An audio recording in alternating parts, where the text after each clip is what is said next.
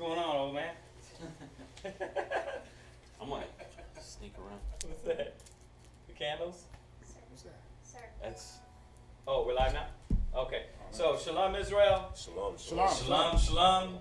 Okay, we're live here at the Israelite School of Biblical History and Practical Knowledge. We're located at 8524 South Braeswood. And our class days are Mondays, Wednesdays, and Fridays.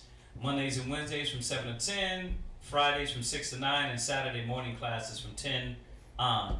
We can go a little longer these days because we answer a lot of questions and try to fulfill everybody's twitch of getting their questions answered.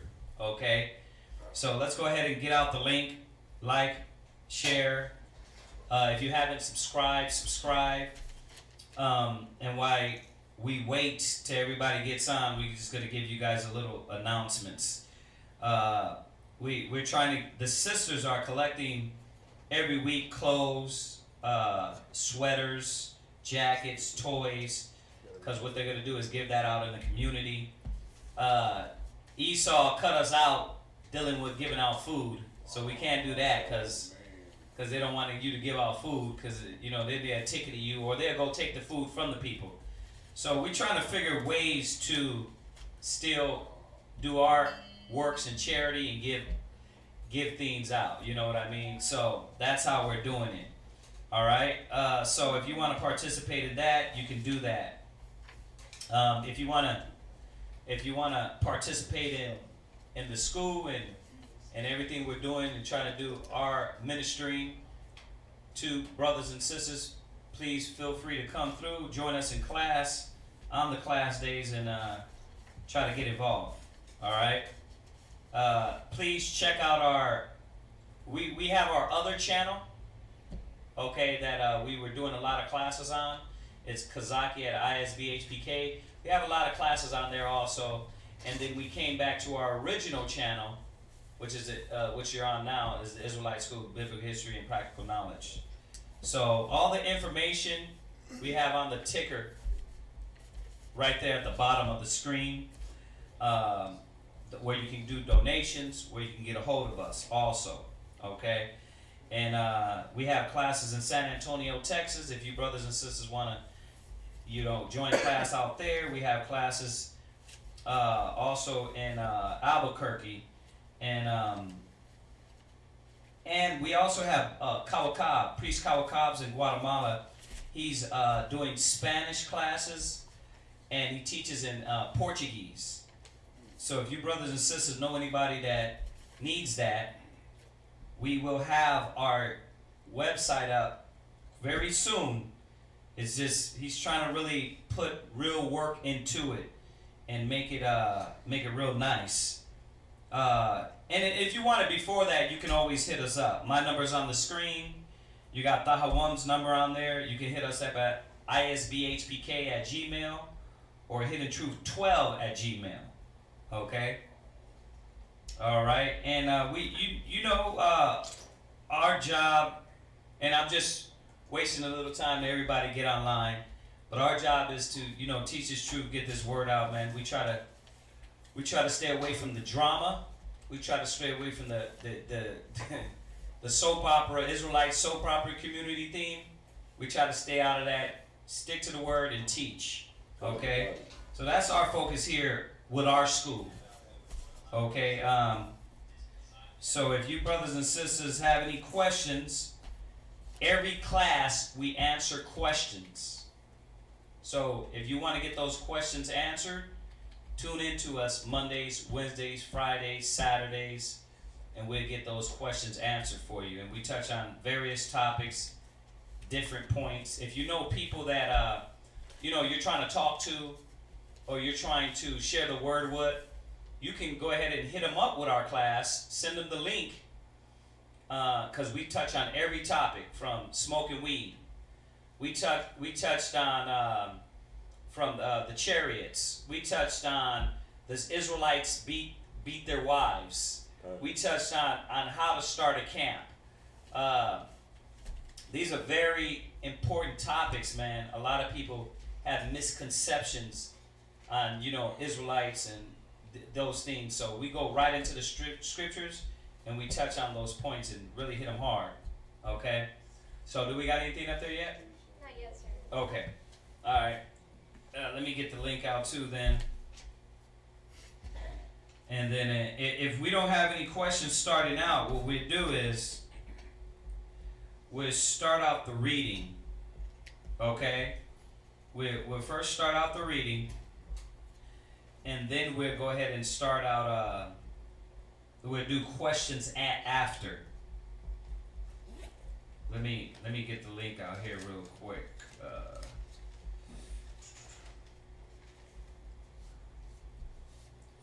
Did we miss anything? Oh, right. Sabbath morning reading.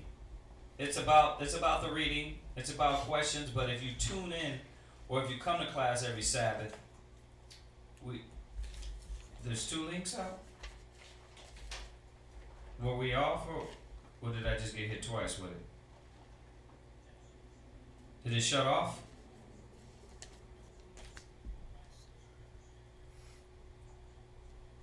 Oh, okay. I got 2 links for some reason. Anyway, yeah, we if you tune into the reading, we get a lot of the reading done during Sabbath class, and eventually at the end of the year, by Passover, you should have the whole Bible read. So, man, if you brothers and sisters are serious about it, if you're serious about getting this knowledge, you should be tuning into these classes. Good. Okay? Alright, let me get this out here. And if we don't got any questions, we'll go into the reading and then answer questions after the readings. Sir, Yes, sir. can I say one thing Yes, sir. about the reading? Yeah. Also, you'll want to tune into the reading too, because like Priest Kazaj just said, after a year, we would have read the whole Bible, and there's a lot of things reading the Bible by yourself that you won't pick up, that it doesn't slip while we're going over these scriptures Right. on the Sabbath. So you'll be able to pick up everything. You'll Yep. be able to understand everything. So I just wanted to add that. Yep. Yes, sir. Alright. Did y'all have anything, Sam? No, you're good? Okay. Alright. Yeah. Just A little bit to the right. Right there? Okay. Oh yeah, and then I'll say this, and then if nobody has any questions, then we'll go ahead and start the reading. Listen, if you want to give any donations, we need Bibles, pens, papers, pencils, computers. If you guys got any cameras, those things. If you guys want to donate something, those will help us out too. So you can do that also. All right. So since nobody's on there with it. We got a question? Okay. All right. What's the question we got? It says, will there be a Hebrew online class again, or when was the last class so I can review it? We want to teach the Hebrew, but every time we start teaching the Hebrew, brothers and sisters fade away. So we trying to, without repeating every time the basics and having to go back and forth, let me get that. Having to go back and forth and everything. We're trying to get brothers and sisters committed. All right. So of course we do teach it, but we want brothers and sisters to be here, or at least be consistent. So that's what we're kind of waiting for on that. All right. If you come to class also, you're probably out of state asking the question, but when you're in class, we also read the Hebrew. We go over the prayers in Hebrew. So just like a lot of these brothers, man, that you see these young priests, man, they're learning the Hebrew and being able to recite it, speak it. So it's all learned, man, through brothers studying and it's being in class, really. That's what it's about. So, was that it? No, sir, there's another one. Okay, what we got? He says, Shalom, brothers and sisters. When are we Israelites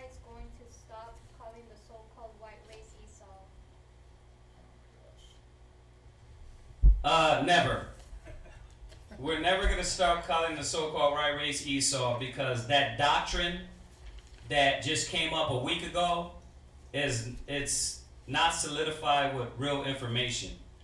So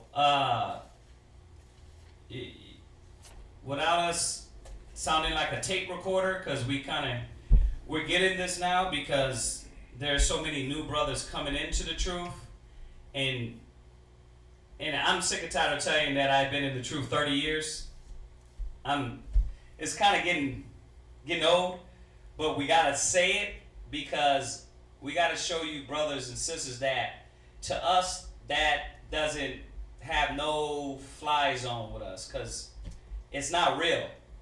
You know, there's been evidence, history, knowledge that has been substantiated over the 40 years of the truth coming to mainstream, because the truth's been out before that, but the 50 years, that the truth has been out, you know, there's evidence that proves that. Now, we've touched on this topic before, but we're not going to make that every class or every person that comes on there and says that, because we've had this the last, 3 weeks in a row?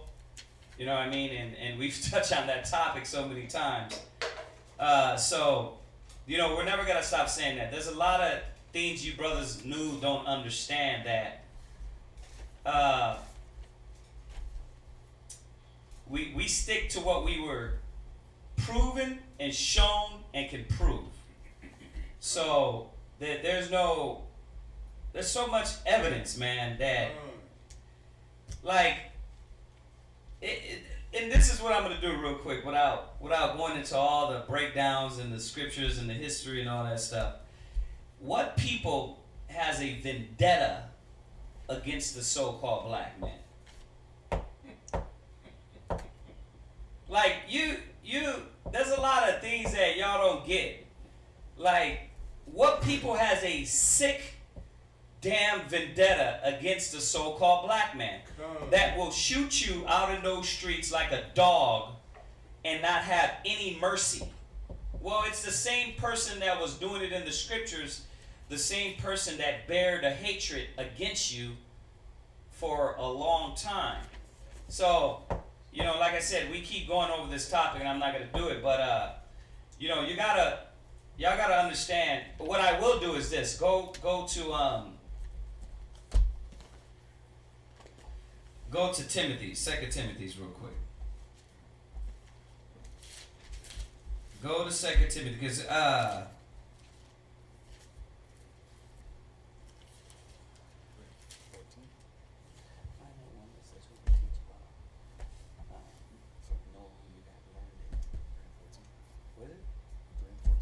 there you go.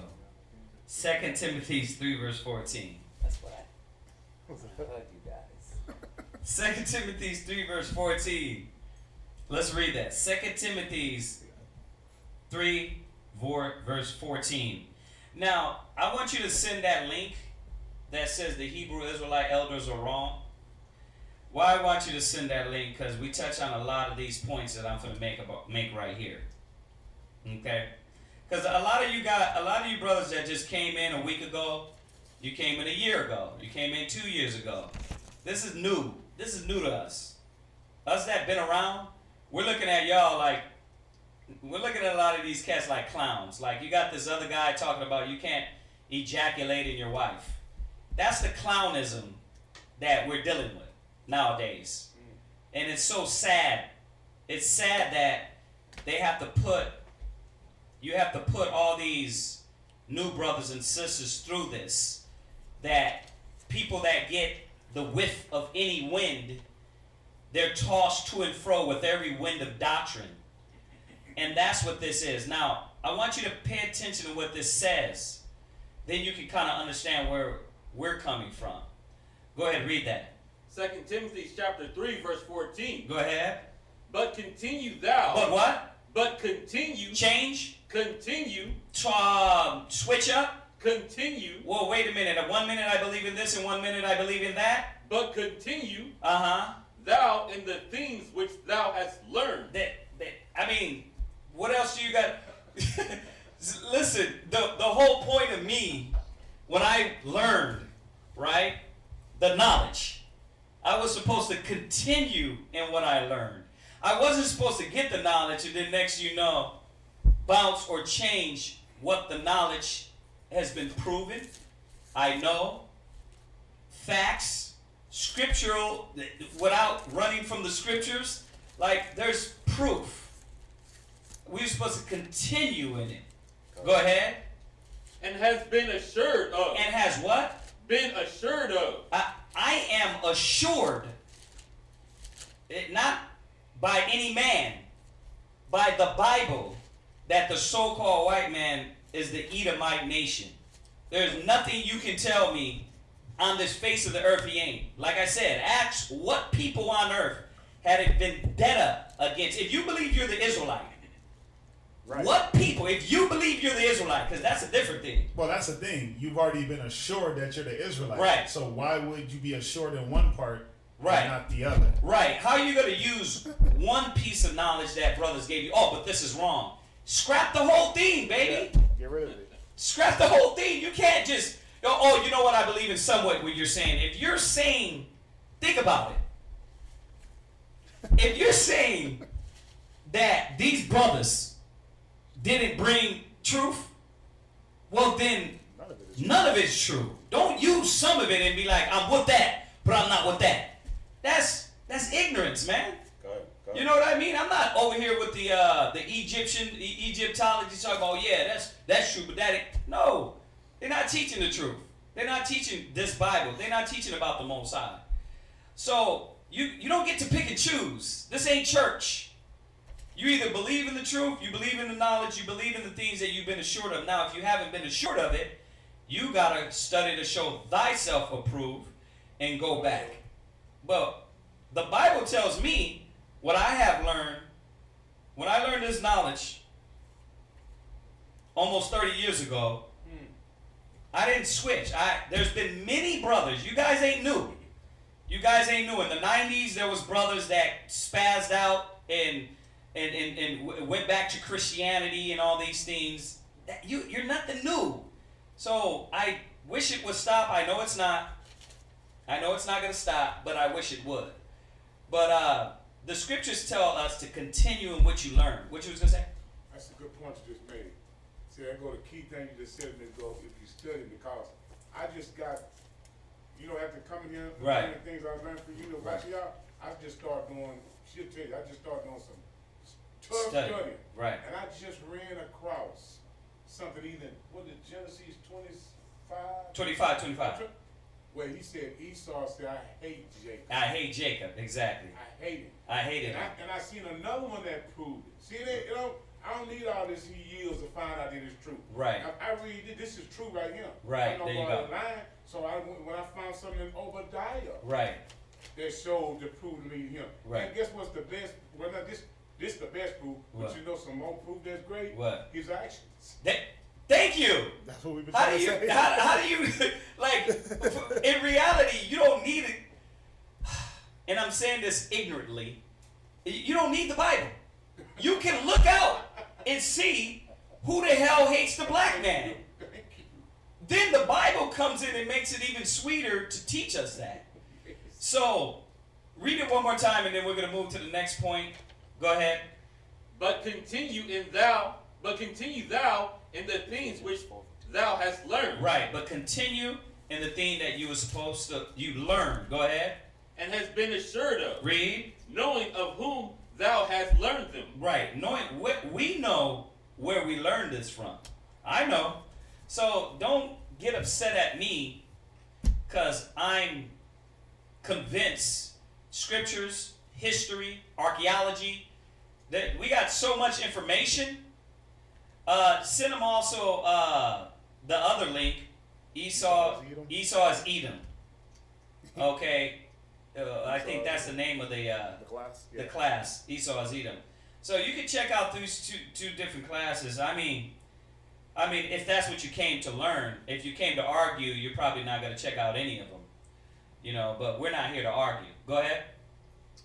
Verse 15. Uh huh. And that from a child. And that from a what? from a child. And that's what a lot of these brothers and sisters don't understand.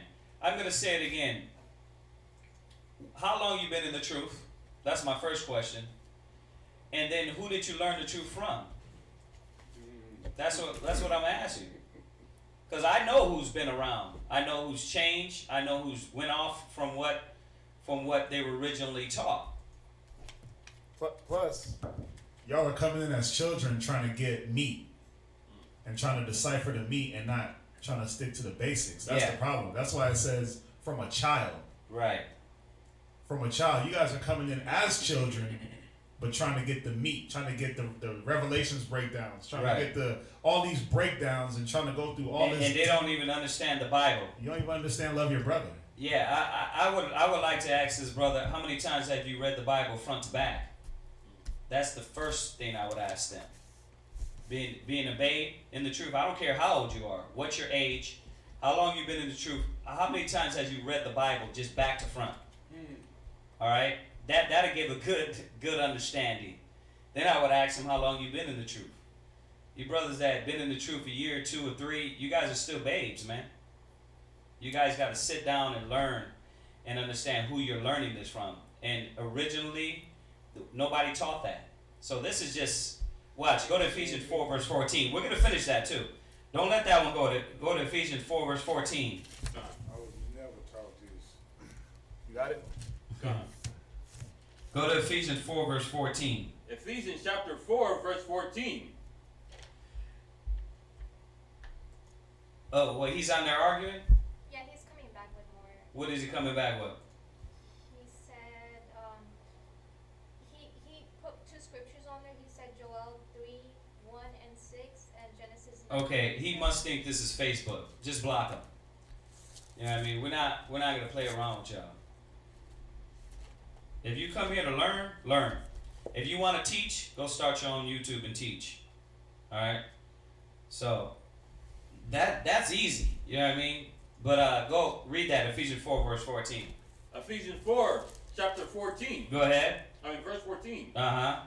That we henceforth be no more children, tossed to and fro. Right, that we be hence no more children tossed to and fro. You're not gonna. We're not children. We're not tossed to and fro. You guys are. You get on the internet. You guys bounce from bounce to bounce to bounce, bounce, bounce. That's not what you're supposed to be doing, man. God. You're supposed to be sitting and learning, and knowing who you're learning it from. Go ahead. And carried about with every wind of doctrine. And this the so-called white man is not Edom is a wind of doctrine that just came up. That just came up in the last 3 or 4 years. That ain't old. There's no evidence. There's no scriptures. There's none of that. Go ahead. And by the sleight of men. Yeah, and that's what we have. We have a lot of this stuff coming up from different FBI agents, different brothers that don't read, don't study, that hasn't really sat down and studied from somebody. So, anyway, let's go to the next. Has anybody got any real questions? Yes, the next question is, it says, I'm new in the truth. My question is, oral sex and birth control pills a sin in a marriage? Now let me say this on oral sex. The definition. Go to the definition of sodomy.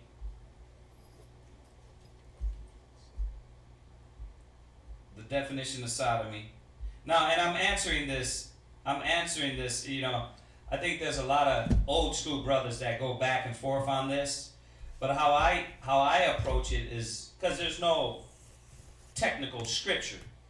You know what I mean? That we know that a bed undefiled, right? The Most High doesn't want. Give me that scripture real quick, and then look up sodomy real quick. Sodomy. Go ahead. Sexual intercourse involving anal or oral copulation. So that's the definition of sodomy. We know we weren't supposed to deal with sodomy. So the key. So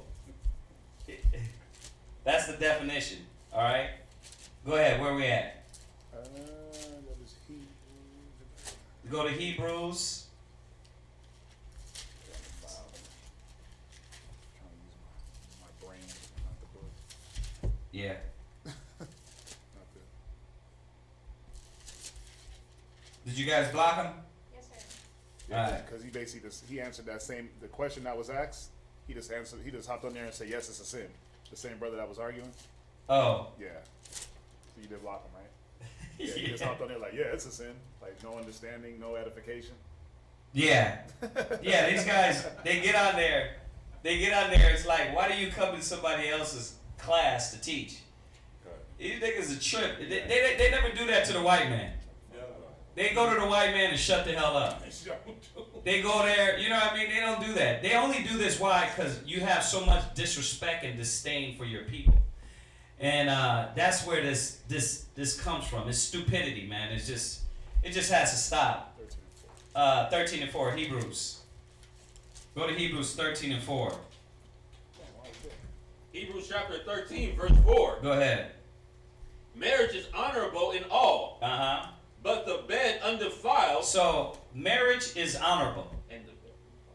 Marriage is honorable. So, how do we keep marriage honorable? Read. And the bed undefiled. And the bed undefiled. So we keep marriage honorable with an undefiled bed. So we know, that's the definition of sodomy. So there you go. All right. That answers your question on that. And what was the second part? Birth control. Birth control. Is birth control wrong? Nah, birth control ain't wrong. Especially in this time. You want to, you better have some type of birth control or some type of method. Some type of method. You better use condoms, something, right? Because condoms is birth control. Yeah. So that's like, well, brother, should we wear condoms? Hell yeah. You better strap the hell up, or you're gonna get burnt. Well, he's saying in a marriage. Oh, in a marriage. A marriage. Well, there's got to be, unless you want to keep popping kids out, there's got to be some type of control going on there. Whether it's, I don't like birth control myself, but you have to ask yourself, what are you using to not pop kids out over and over and over and over? You see, you got to control that too. The scriptures say, woe to him that gives suck in those days. So as we get closer to the end days, you want to have 75 kids popping out that you can't take care of, that you can't support. You have to think about that. So we're in a time that is needed. Now, I'm speaking to you from a wisdom aspect. But there's no law. There's no laws that said you don't supposed to, I was just gonna say, for somebody that's trying to do the work, if that's what you want to do, there's no time to just be making babies and reproducing. The scriptures say this is not your rest. So you don't have that time. You don't have that leisure time to have the kids and then take care of them the way that you will want to. You need to. Or you need to. Yeah. So, like he said, there's no law against it, but all things are lawful but not expedient. Right. You see that? So you got to find some type of method. You gotta use wisdom, and this is where the Bible gives us the wisdom and knowledge. It says, "Wisdom and knowledge shall be the strength of salvation." Like, think about it. Those that have wives be as though they have none. That's what the Bible teaches. Those that have wives that be as though they had none. It's not saying you ignore your wife or you don't give her due benevolence, but he's saying that you have to stay focused. Now you got all these kids running around. You got what are you gonna do? You gonna be a family man or you gonna be a servant of the Most High? Which one is it? And then I got a few kids. The thing is that I wish that when I came in the truth, somebody would told me, "Hey, listen, slow the hell down." You know what I mean? Slow down. Use your brain. Use wisdom. Yeah. Then I could have been there. I could have been there for my kids a little more. And a lot of brothers don't don't get that. They don't. They don't tell you. You know, hey, slow down a little bit, Doc. You got how many kids? Are you gonna be able to take care of those kids? Yeah. Are you gonna be able to teach those kids? You know what I mean? Correct. So you gotta tread softly. You gotta tread softly when it comes to that. Use wisdom. All right. What else? What else we got? Yes, there's Jay Swift asks, are the Arabs also Edomites? The Arabs? Yes. No. This is a new question, right? Yes. No, the Arabs ain't Edomites. When you go into, go to your Zondervan. Go to Galatians. This one's one of the easiest ones.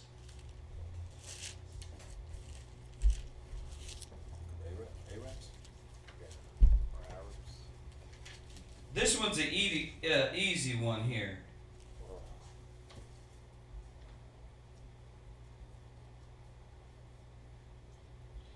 So go to Ishmael in there.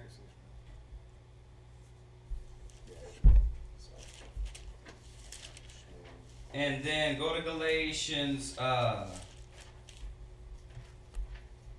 1. No. Galatians 4. Go to Galatians 4. I'm assuming that brothers is really trying to get information. He is. Okay. Galatians 4 verse 25. Alright. So you got that Ishmael in there? Kind of, I do. I'm trying to.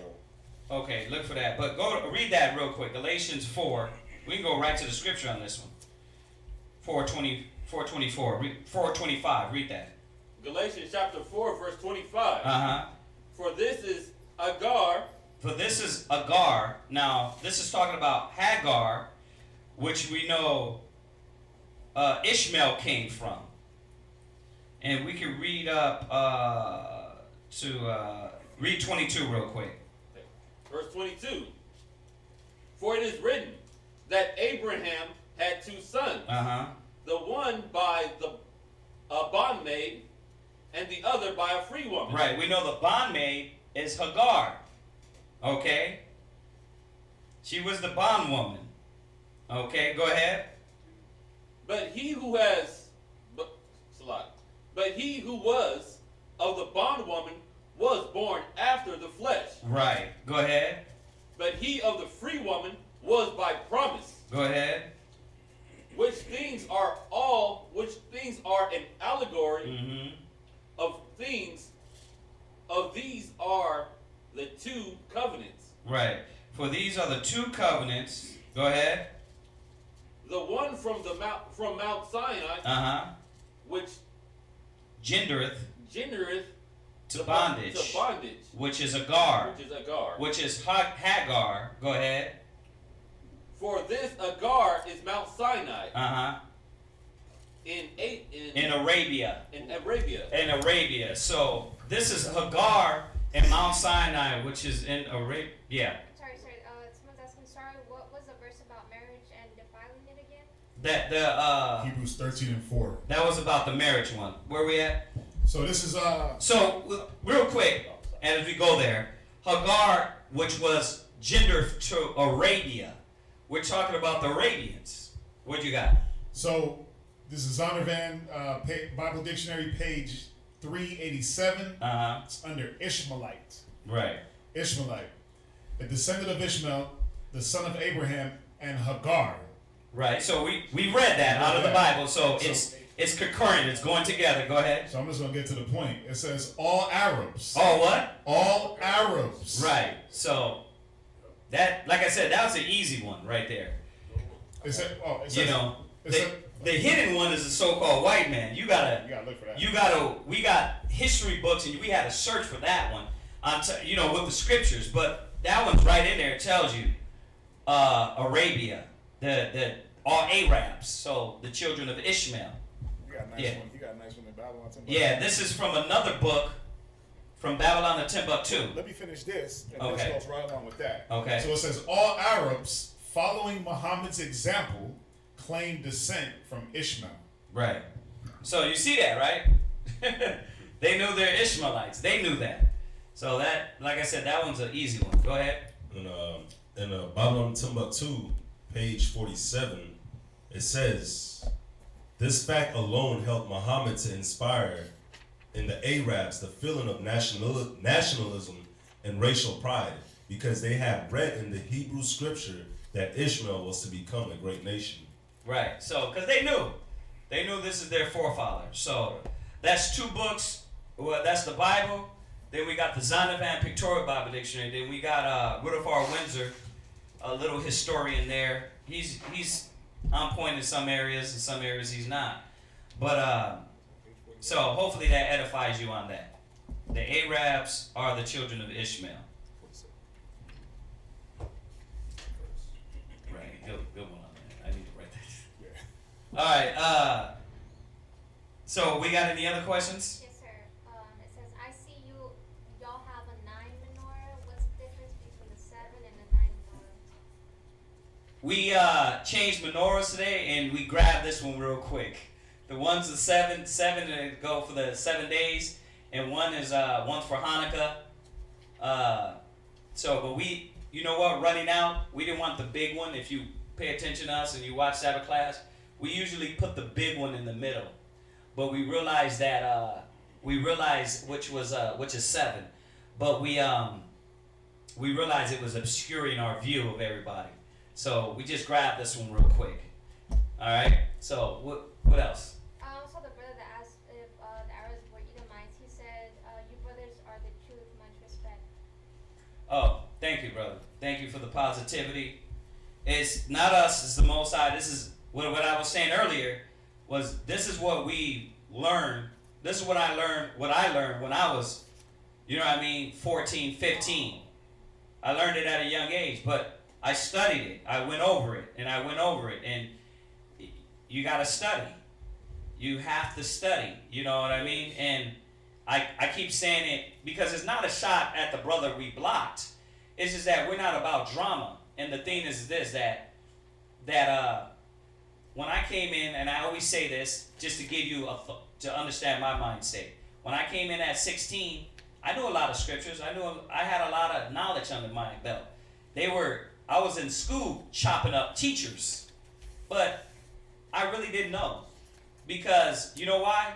I hadn't had the experience.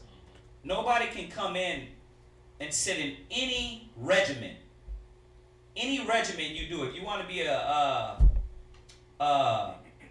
work on cars, you don't sit in and learn how to work on cars online, and then give yourself after a year. The schooling is 3 or 4 years, but you give yourself and anoint yourself the car technician after a year. You don't do that. I had to sit and learn. I had to sit in front of my elders and learn and listen and study, then go back and study more. So, and we don't run from questions. We ain't about no arguing. That's stupid. God. Give me the one that you brought first. That's simple, maybe about it. Yeah. You know what I mean? That's interesting what you just said, because I'm telling you, since I started really just going on and studying, because I wasn't a studier, but ever since I went on and just started studying, Right. I said, I'm finna do this. Yeah. I'm just finna do this. Right. My mind been just gradually changing. There you go. I'm just like a little child in Right. my mind now. Because things I'm reading going across, it's just blowing me away. And we're not gonna. If you come in and you have questions, here's the difference. Like, if you come in and you have questions, like legitimate, like the brother asked about Esau, we will go through it with you, Right. but we will go through it with you again and again. But we didn't tell you, and you gotta research and study. Right. You know what I mean? But what they're not getting is, a lot of these young men, they're not getting the Bible first. Right. They're not going to the Bible and seeing this hatred against Esau and Jacob. Esau hated Jacob. And they're not just looking around in the world and say, what people has a sick vendetta that can shoot you without you even pulling a gun, sit there and act like they live another day. They can smile in court. Right? It's certain things that when you read the Bible, outside of all the history we got, right? you can see who those people are. But a lot of these cats, instead of them doing that and studying the Bible and studying scriptures, they're wanting to argue with you. They're wanting to, because they want to be right. And it's not about that. It's about what the scriptures say. You know, so it's not that we don't answer questions. It's that we don't get into the arguing. Where are we at? Ecclesiastes chapter 28, verse 9. Go to Ecclesiastes 28, verse 9. And this is how we feel about it. You know, and I'm not saying Tahawam, the other brother, he's not here today. He'll go in with you a lot of the times, you know, and talk about it and go back and forth. But, you know, this is what I feel about it. Read that. 28 and Verse 9. This is Ecclesiastes 28 and 9. Ecclesiasticus chapter 28 verse 9. Go ahead. A sinful man disputeth friends. Disquieteth friends. Go ahead. And maketh debate among them that be at peace. It says a sinful man maketh debate amongst them that be at peace. We're not debating with you. This is not Facebook. You have to click on, you have to log in, you have to sit there and watch. If you don't want to watch, fine. We don't got no problem with you, man. You know, they get on Facebook and it's more like, you know what I mean, I want to argue with you. I'm like, we're not arguing with you. You know what I mean? We don't waste our time with that. Why? Because this is not meant for everybody. And we see through it. You got to think about it. This guy just came up recently with a new doctrine that said you can't ejaculate in your wife. You guys don't see that? You guys are getting all this stuff that's crazy as hell. And if we were to go with everything y'all say, there would not be no doctrine, no real doctrine. Well, I mean, 1 minute, the next airhead that pops up with anything, we just go along with it. Yeah, let's just go. That's right. No. So, I just want to say that because I don't want y'all to think we don't answer questions. We answer questions. We just don't get in no argument. If you want to argue, just click off. You know? You know, like how you said, if every person that popped up, if we just jumped on that, Yeah. it'd be like the fashion trends. Yeah. Or like the diet fads. Right. There you go. Yeah, there's so many different diet fads, or this is the magic pill. No, next week this is the magic pill. Yeah, Or it's this is like, the special herb. and that's what they're not understanding, that if I've been in the truth almost 30 years, and I'm telling you that, brother, this just popped up. And you're looking at me like, well, why y'all teaching? Because this just popped up. Everything that popped up, we supposed to change? Then what's the point of the Bible? What's the point of, go back to 2 Timothy 2 and 2. And I'm touching on this point for you new brothers and sisters that's really wanting to learn. That's really what I'm pointing this out for. Like, if you really want to learn, why would I kick it with somebody or be with somebody that 1 minute believe in this and the next minute believe in that? You see what I'm saying? You got older camps. 1 minute you learned one way, but you changed it. Why would I want to be with you? It doesn't show no stability. It doesn't show no foundation. Because if that's the case, then what about in another 10, 15 years we just start changing it? How could you have any respect for that? I don't have no respect for that. I respect consistency and diligence. That's why the scripture says this. And I'll let you come in. Go ahead. 2 Timothy chapter 2 verse 2. Uh-huh. And the things that thou hast heard of me, right, among many witnesses, the same commit thou to faithful men. The same do what? Commit thou to faithful men. The same commit thou to faithful men. Faithful men that will do what? Who shall be able to teach others also. Yeah, we were supposed to get this and teach others also, not change everything. You have Israelites, listen, you have Israelites getting high, smoking weed, anal sex. It's like, what the hell difference we are than the niggas out in the world? There's supposed to be some difference. Not saying we're better, not saying we're not sinners, but damn, the scriptures say put a difference between the clean and the unclean. You got to get in an argument now with a brother talking about why not to get high and teach the Bible. Are you sick? Are you serious? I'm going to have to argue with you because you don't know. I don't supposed to get blowed and teach the Bible. It's just mind-boggling. It's crazy. God. It's crazy. And it's getting to this point where every idiot that comes up with something new, we got to defend the gospel.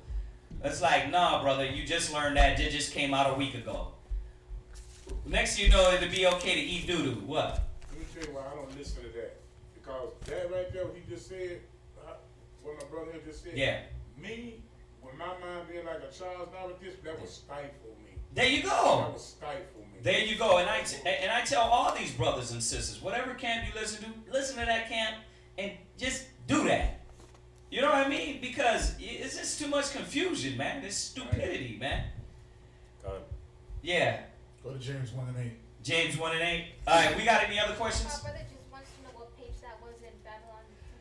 Babylon the Timbuktu, Page 47. page 47. Okay. Read that, James 1:8. James chapter 1 verse 8. A double-minded man is unstable in all his ways. Thank you. You know why it says a double-minded man is unstable? Because every time you lay a foundation and then he switches his mind, he has to pull that foundation up and rebuild it again. There's never any stability in what he's putting down. You see that? God. Think about you building something. Think about you laying down a building. You're trying to build a house. And you decide, okay, I'm going to put the house, I got a plot of land, I'm going to build a house on the left side of the plot of land. You lay that foundation. Before you construct the house, you figure out, I don't want it here. I changed my mind. Now you got to dig that foundation up or cover it, whatever you do, and then relay the foundation wherever else you want to go. And then you decide, what, 10 years later, nah, I don't want it here. I'm going to dig it up, and you move it. There's no stability. A double-minded man is unstable. He has no foundation to stand on. Yeah. He's not standing on solid ground. Yeah. I want to learn the original. I would go back and ask brothers, like where you're learning these things from. You'd have to ask us.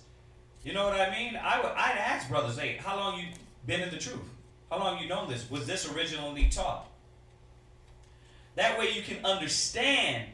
No, like some of the cats will tell you, no, that wasn't originally taught. But we like, well then why are you using anything that you were taught then? God. Why would you use anything that you taught? If I thought you were a liar, why would I use that? Why would I use anything, any basis of what you're telling me? It just don't make no sense to me, man. It don't make no sense to me and these guys, man. You know, one of the biggest problems with our people, the blacks, Hispanics, Native Americans, they don't have, one, consistency, and they don't have the drive to finish out things that they start. Thank you. They're terrible parents because they don't want to be around. They're terrible at work because they don't know how to show up.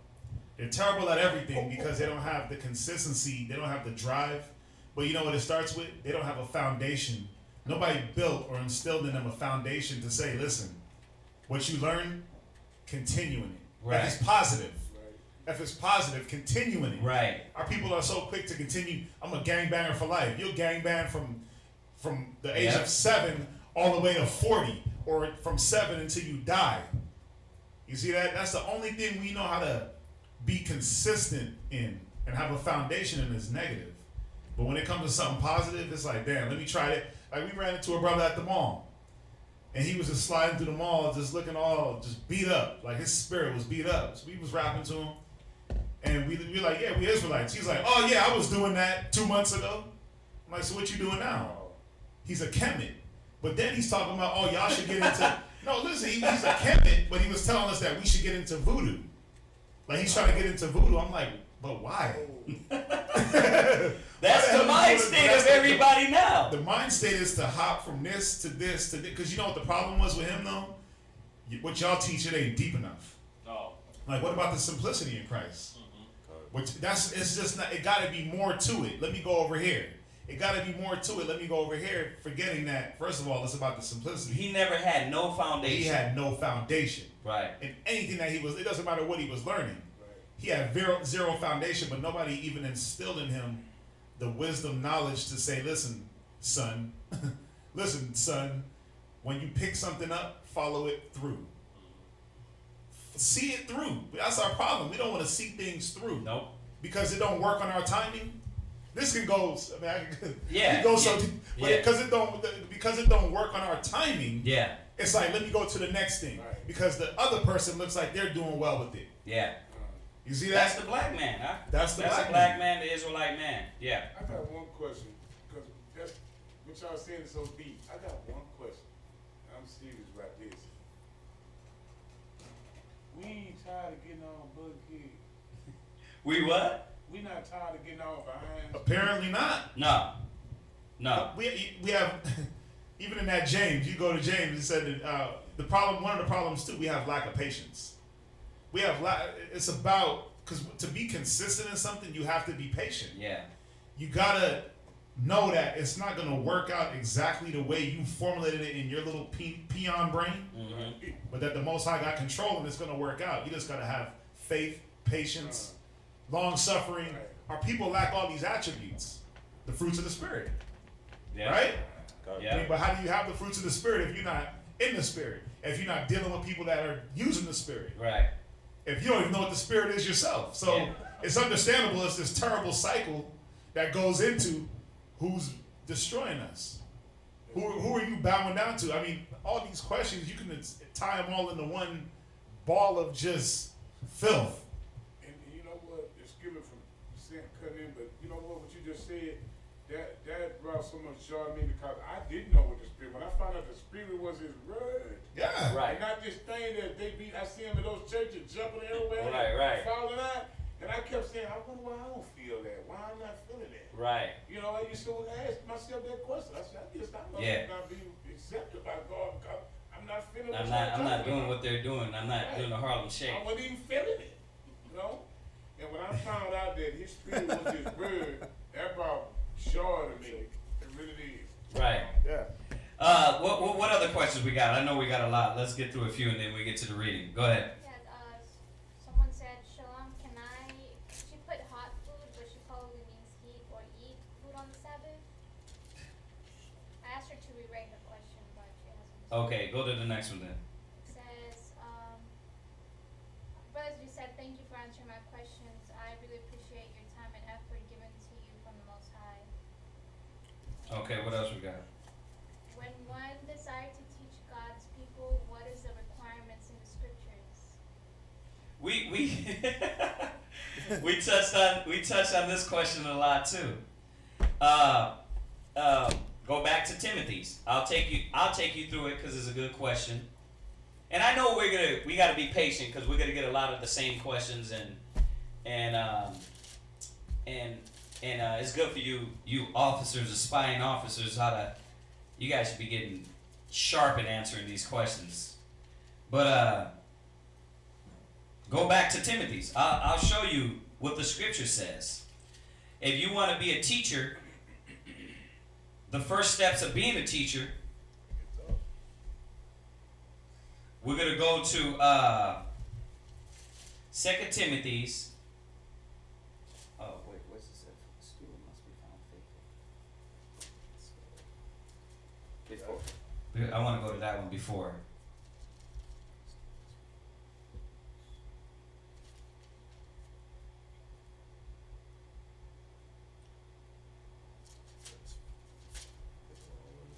I want to go to, before I go to Timothy's, 1 Corinthians 4, verse 2.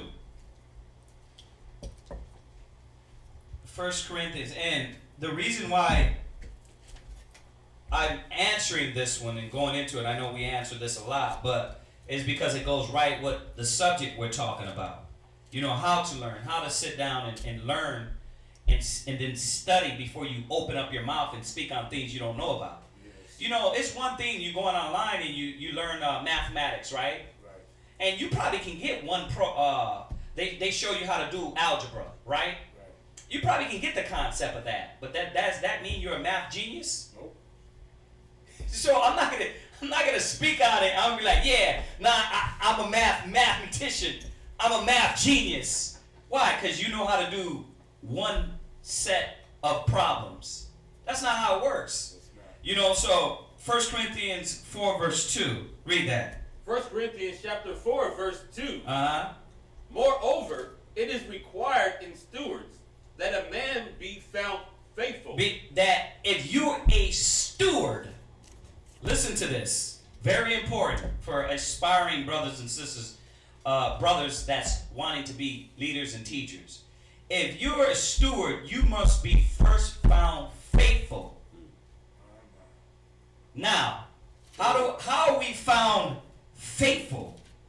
How are you going to be found faithful? Go to Timothy, 2 Timothy 2, verse 2. 2 Timothy 2, verse 2. And it's going to tell us.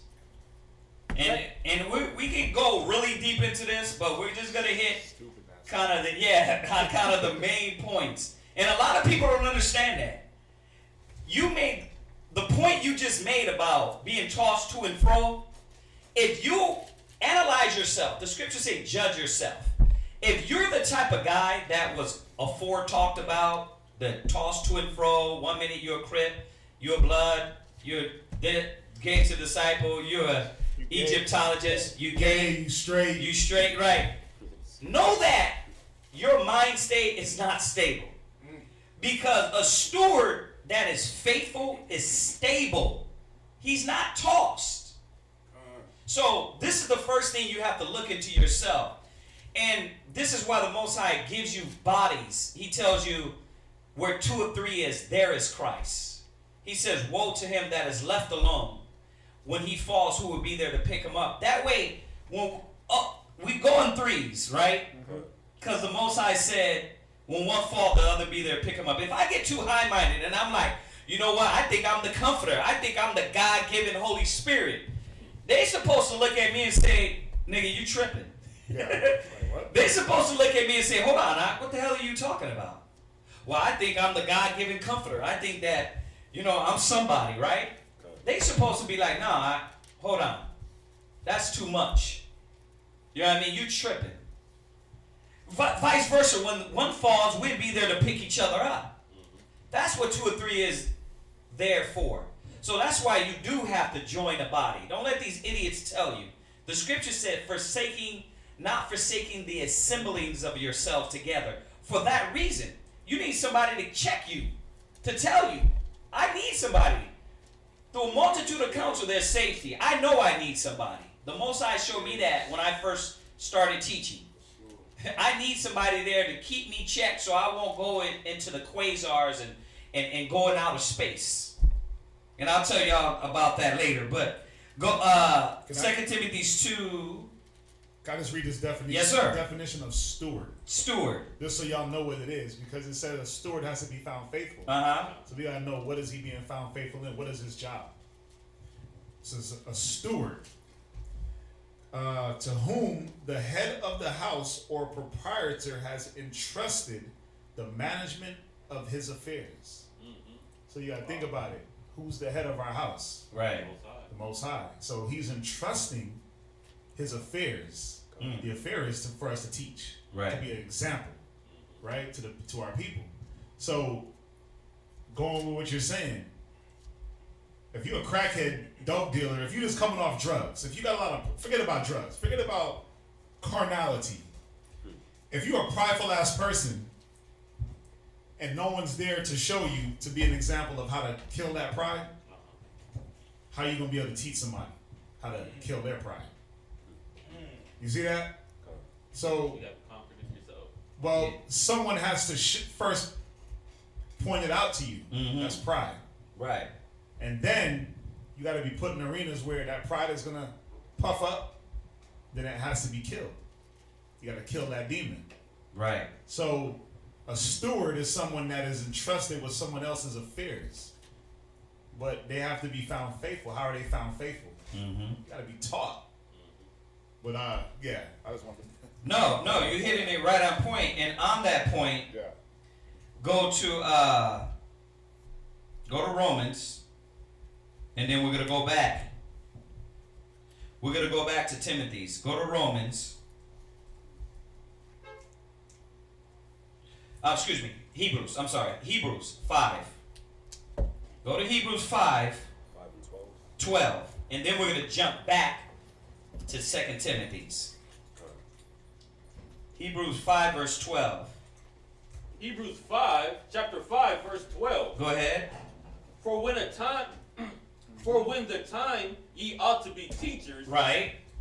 ye have need that one teach you again, which be the first principles of the oracles of God. It's the what? Yeah. First principles of the oracles of God. So this is number one. This is the first thing you gotta learn. There you is go. that There you go. Someone has to teach you. Right. To You be gotta- found to be faithful, found you got to faithful.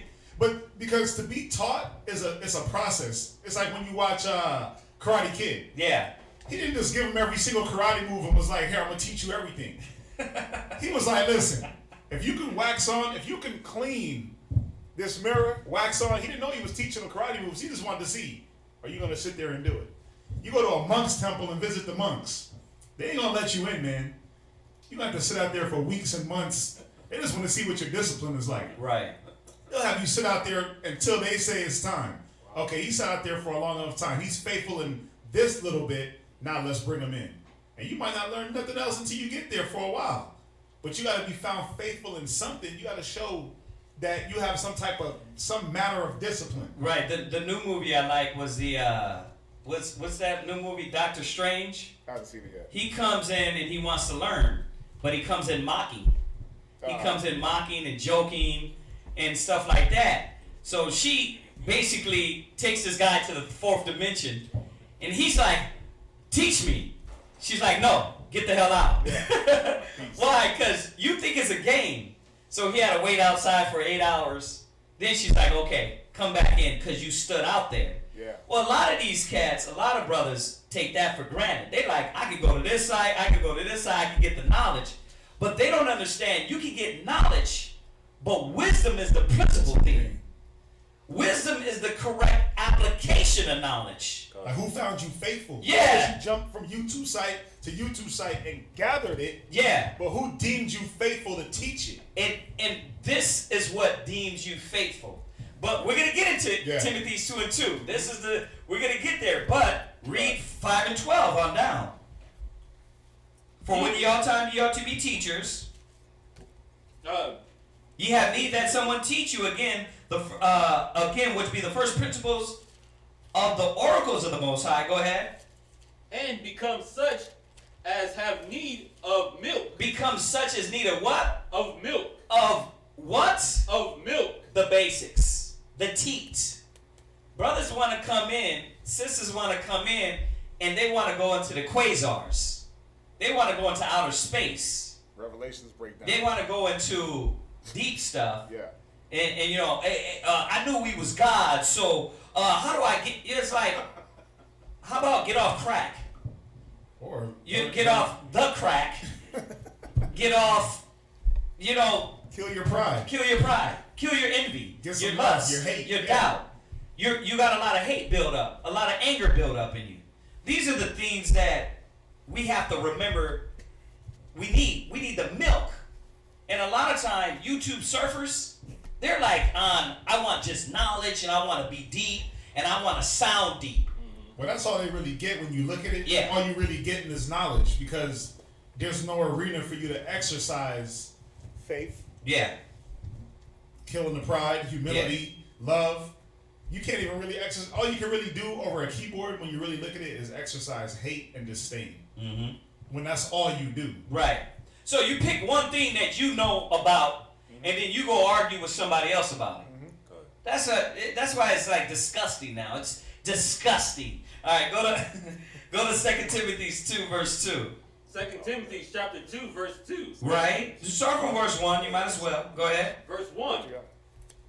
Thou therefore, my son, be strong in the grace that is in Christ Jesus. Right, and that's what motivates us. That's what pushes us. What pushes you, the grace. Knowing that you've been given mercy and you don't deserve it. So we have to be strong in that grace. He's going to tell us how. Go ahead. Verse 2. Uh-huh. And the things that thou hast heard of me Uh-huh. among many witnesses, the same commit thou to faithful men. And after you get taught, you're learning this. You're going through this process, and you're going to commit it unto faithful men. Go ahead.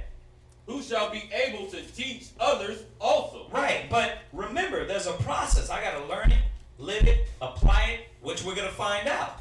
Watch, read. Thou therefore endure hardness as a good soldier of Jesus Christ. So a steward has to understand that he has to endure hardness. A lot of people think it's about knowledge.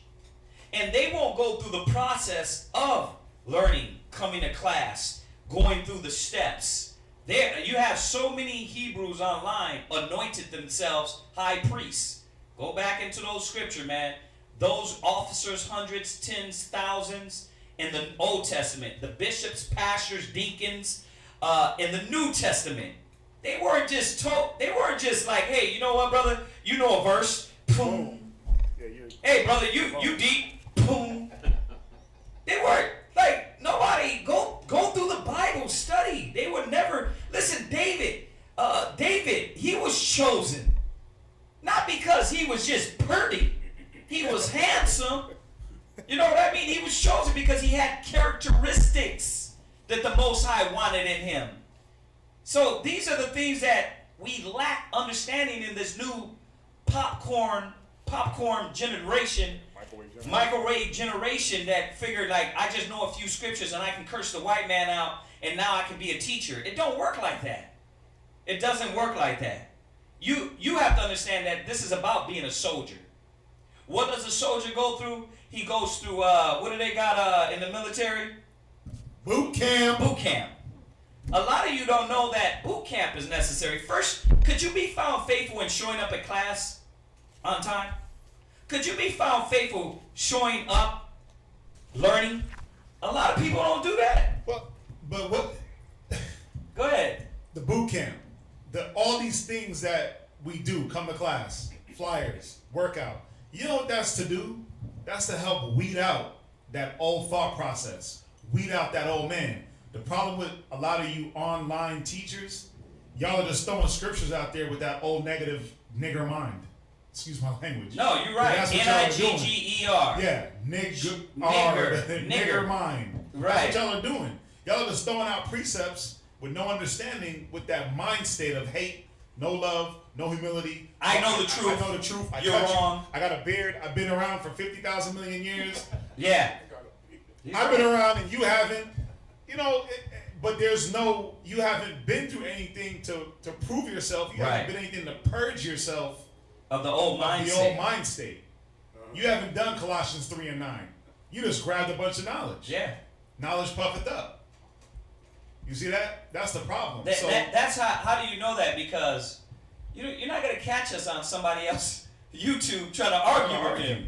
Like, what am I going to do today? Oh, I'm going to surf the net and troll and get on there. And we're using these examples because you shouldn't be about it. All y'all that listen to us, we don't want you to be about that stupidity.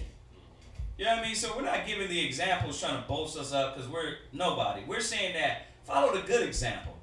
I'm not trying to, we're not doing that. You're never going to see our names on some YouTube or getting in their specific class talking about, you know what, y'all should come to ISBHPK. These guys are teaching lies. Yeah. Like, we're not going to do that.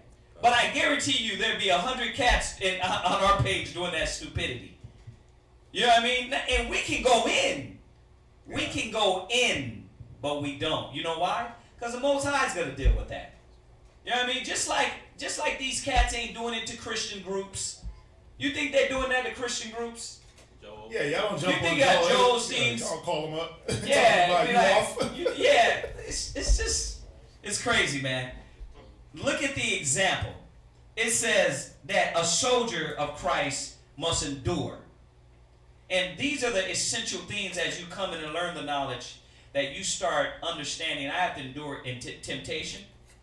I have to endure letting go of the old man. And a lot of times, a lot of people don't want to do that.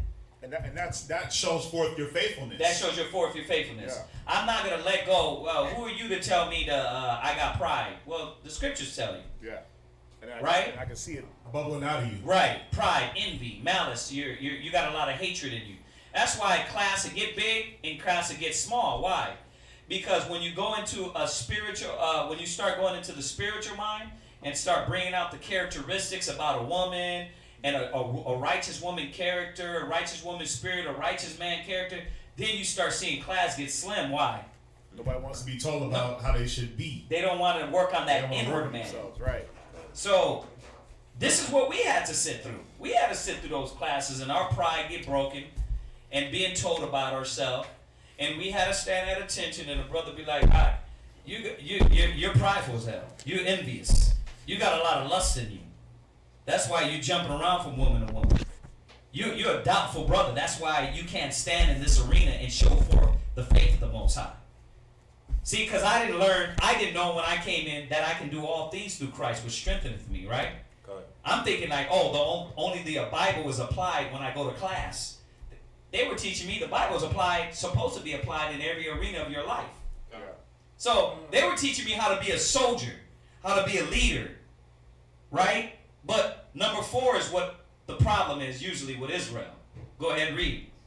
Verse 4. Uh-huh. No man that warreth entangleth himself with the affairs of this life. And a lot of times, he that gain his life shall lose it. He that loses life for my sake shall gain it. People don't want to go through that. Yeah.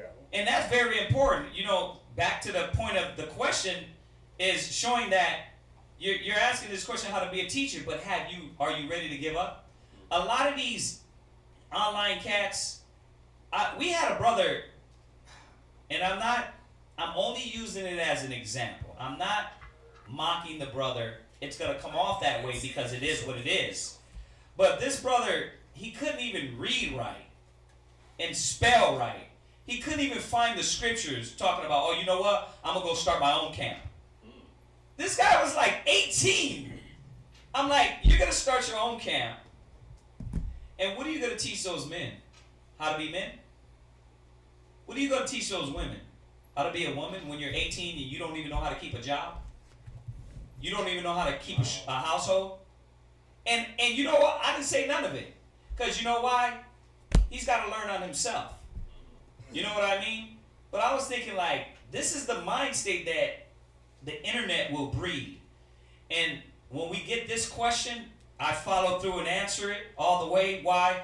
Because it's a lot of brothers that really want to do good. Well, do it the right way. If you really want to learn and teach and this is your question, well then do it the right way. Sit down, learn, get in a class, whatever school you choose, get there, learn. Participate. Because that's going to show your sincerity, your dedication. Okay? So one of the biggest problems is, are you still entangled in the world? Do you still think, maybe I can do this and do that? I want to be a rapper and then I want to be an Israelite. Which one are you going to be? You going to be a teacher or a rapper? Because it's going to be hard. It's going to be hard trying to do one or the other. Especially if you want to teach your people. Now, if you want to just come to class and be a student, and you're not expecting much of yourself and you're not pushing yourself, that's one thing.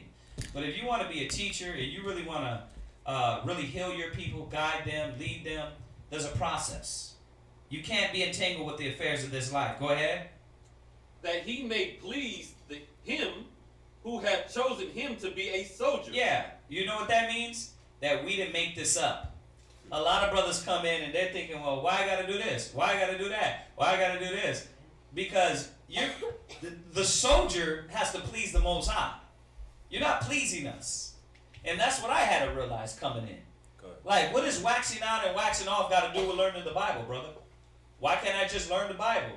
Let me show you, because it teaches you patience. Mm-hmm. You know what I mean?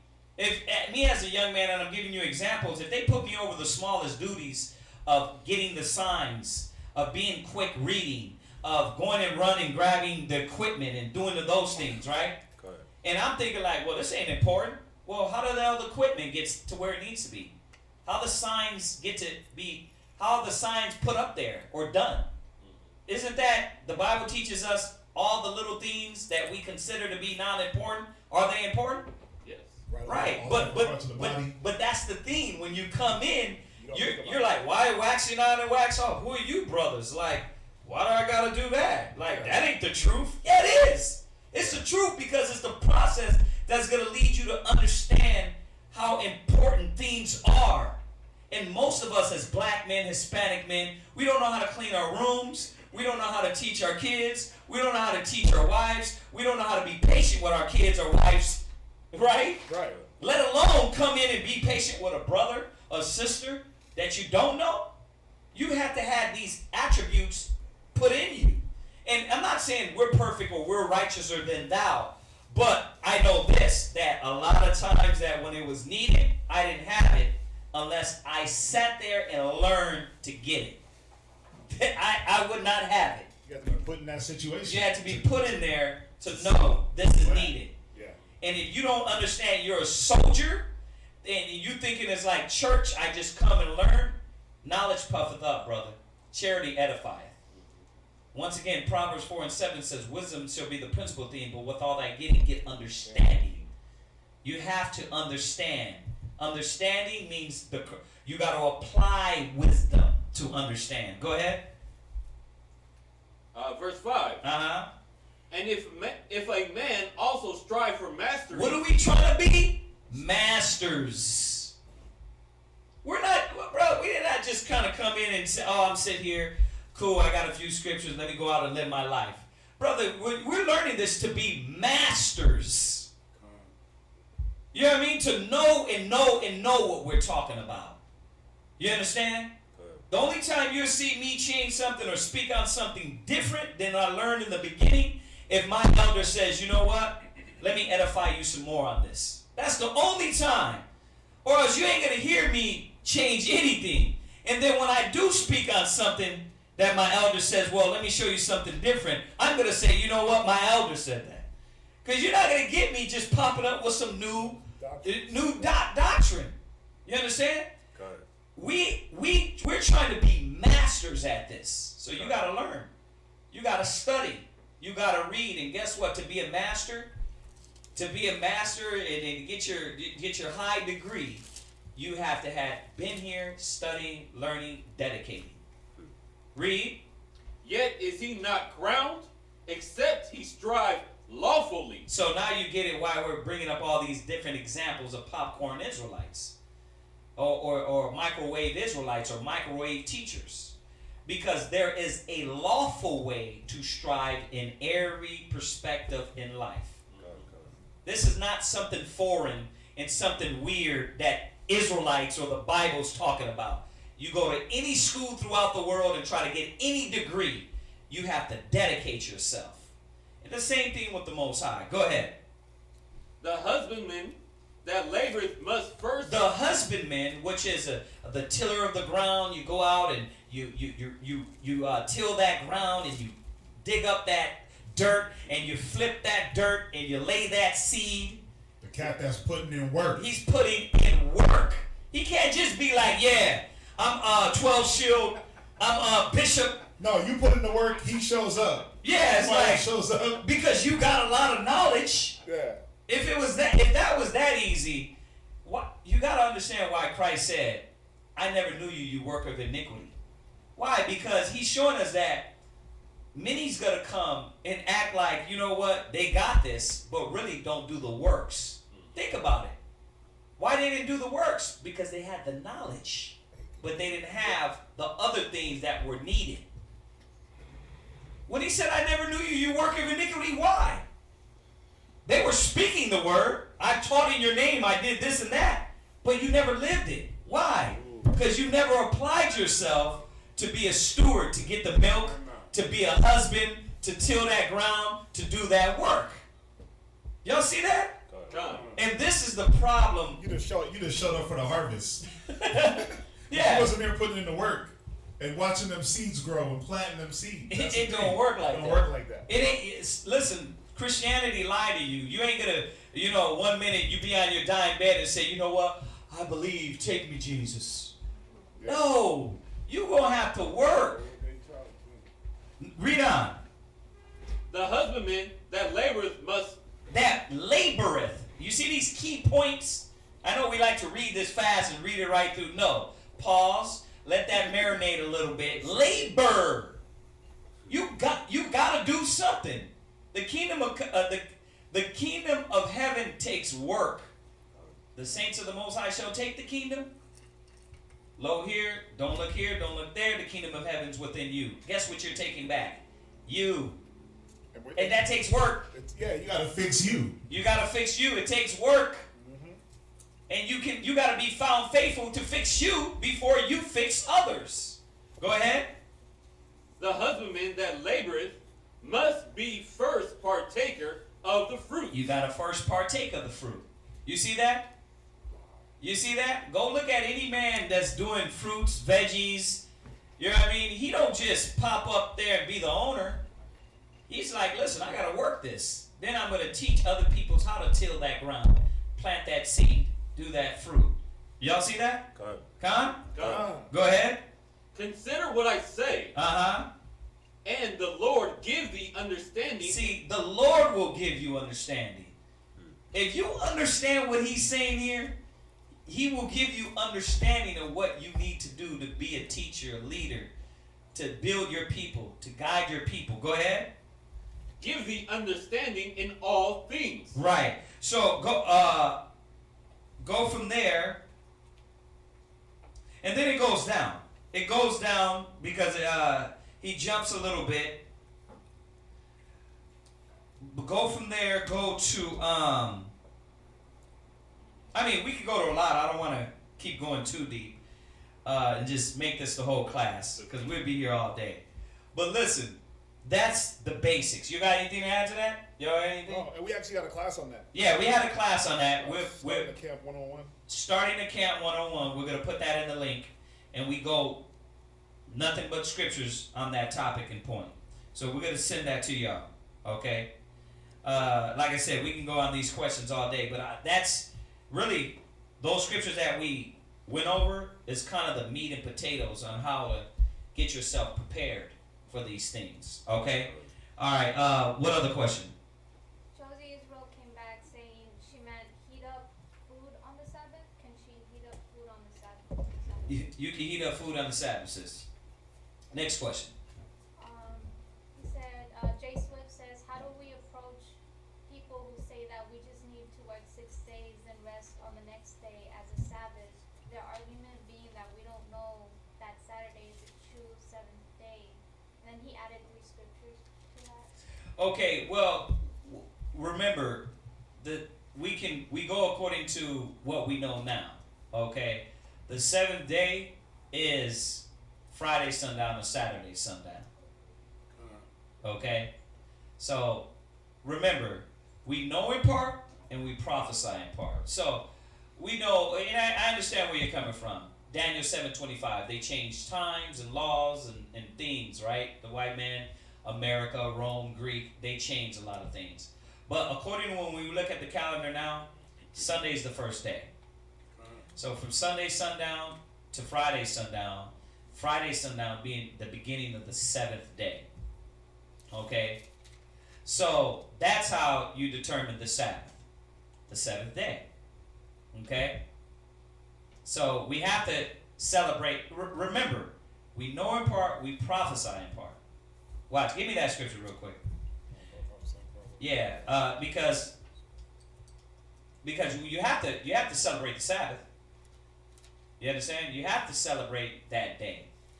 You know, and well, brothers and sisters, this is where the technicalities of, because he makes a point. Well, we don't know where the real day is. Well, we do according to what we have here now.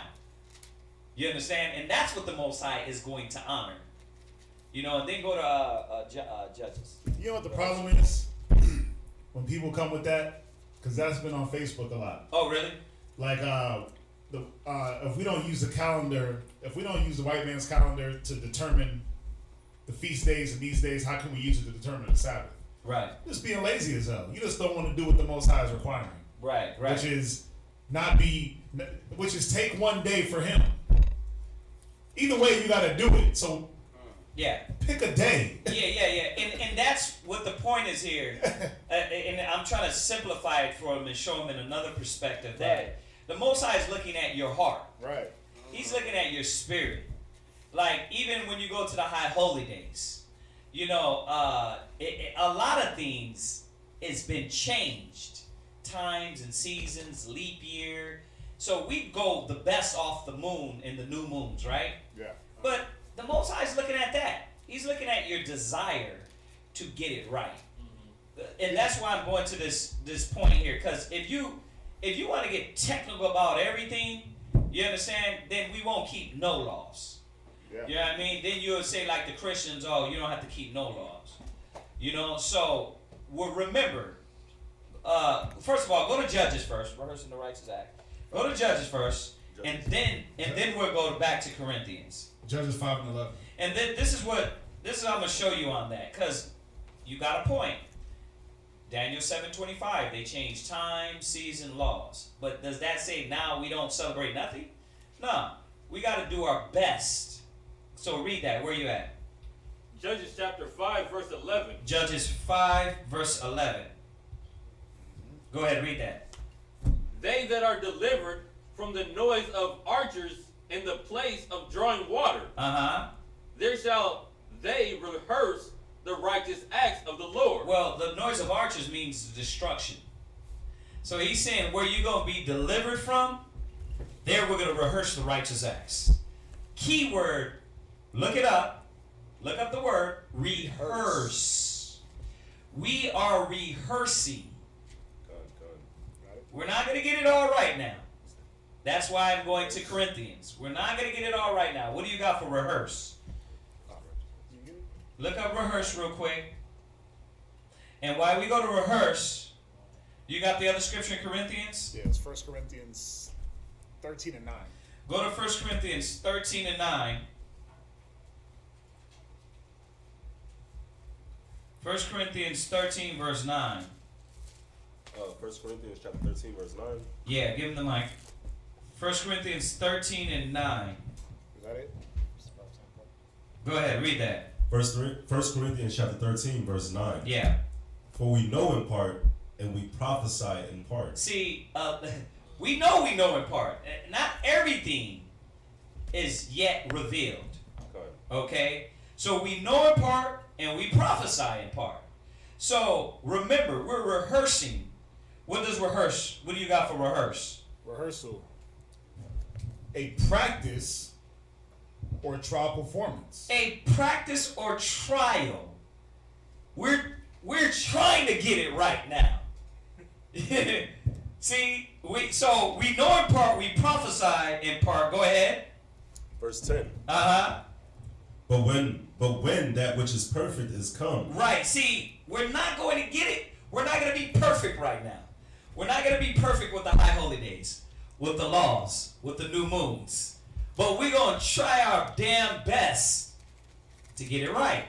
Like you said, we at least going to try. Yeah, we're going to try. Not make excuses. Yeah, we can't make excuses. Oh, you eat pork all the time. No, we don't eat pork all the time. or we're in captivity. Yeah, we're in captivity. We can't keep the law. No, we can keep the law to our best ability. And that's what the Most High is going to look at. The broken spirit, broken and contrite mind. You see that? See, because if we look at everything like that, then we won't do nothing. Especially you. You would be back in the Christian mind state. All right? So, but read 10 again.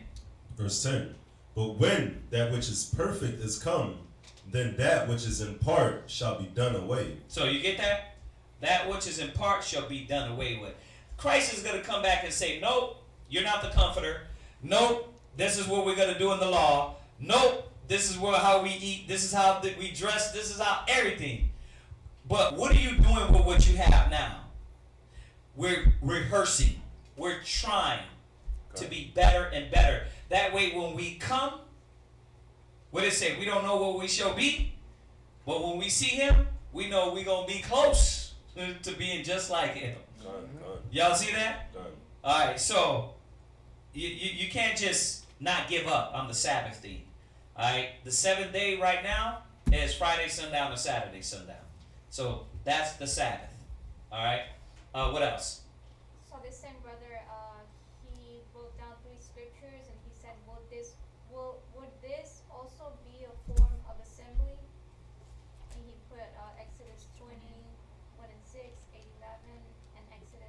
will this be a form of assembly? So he switched his question to about assembly.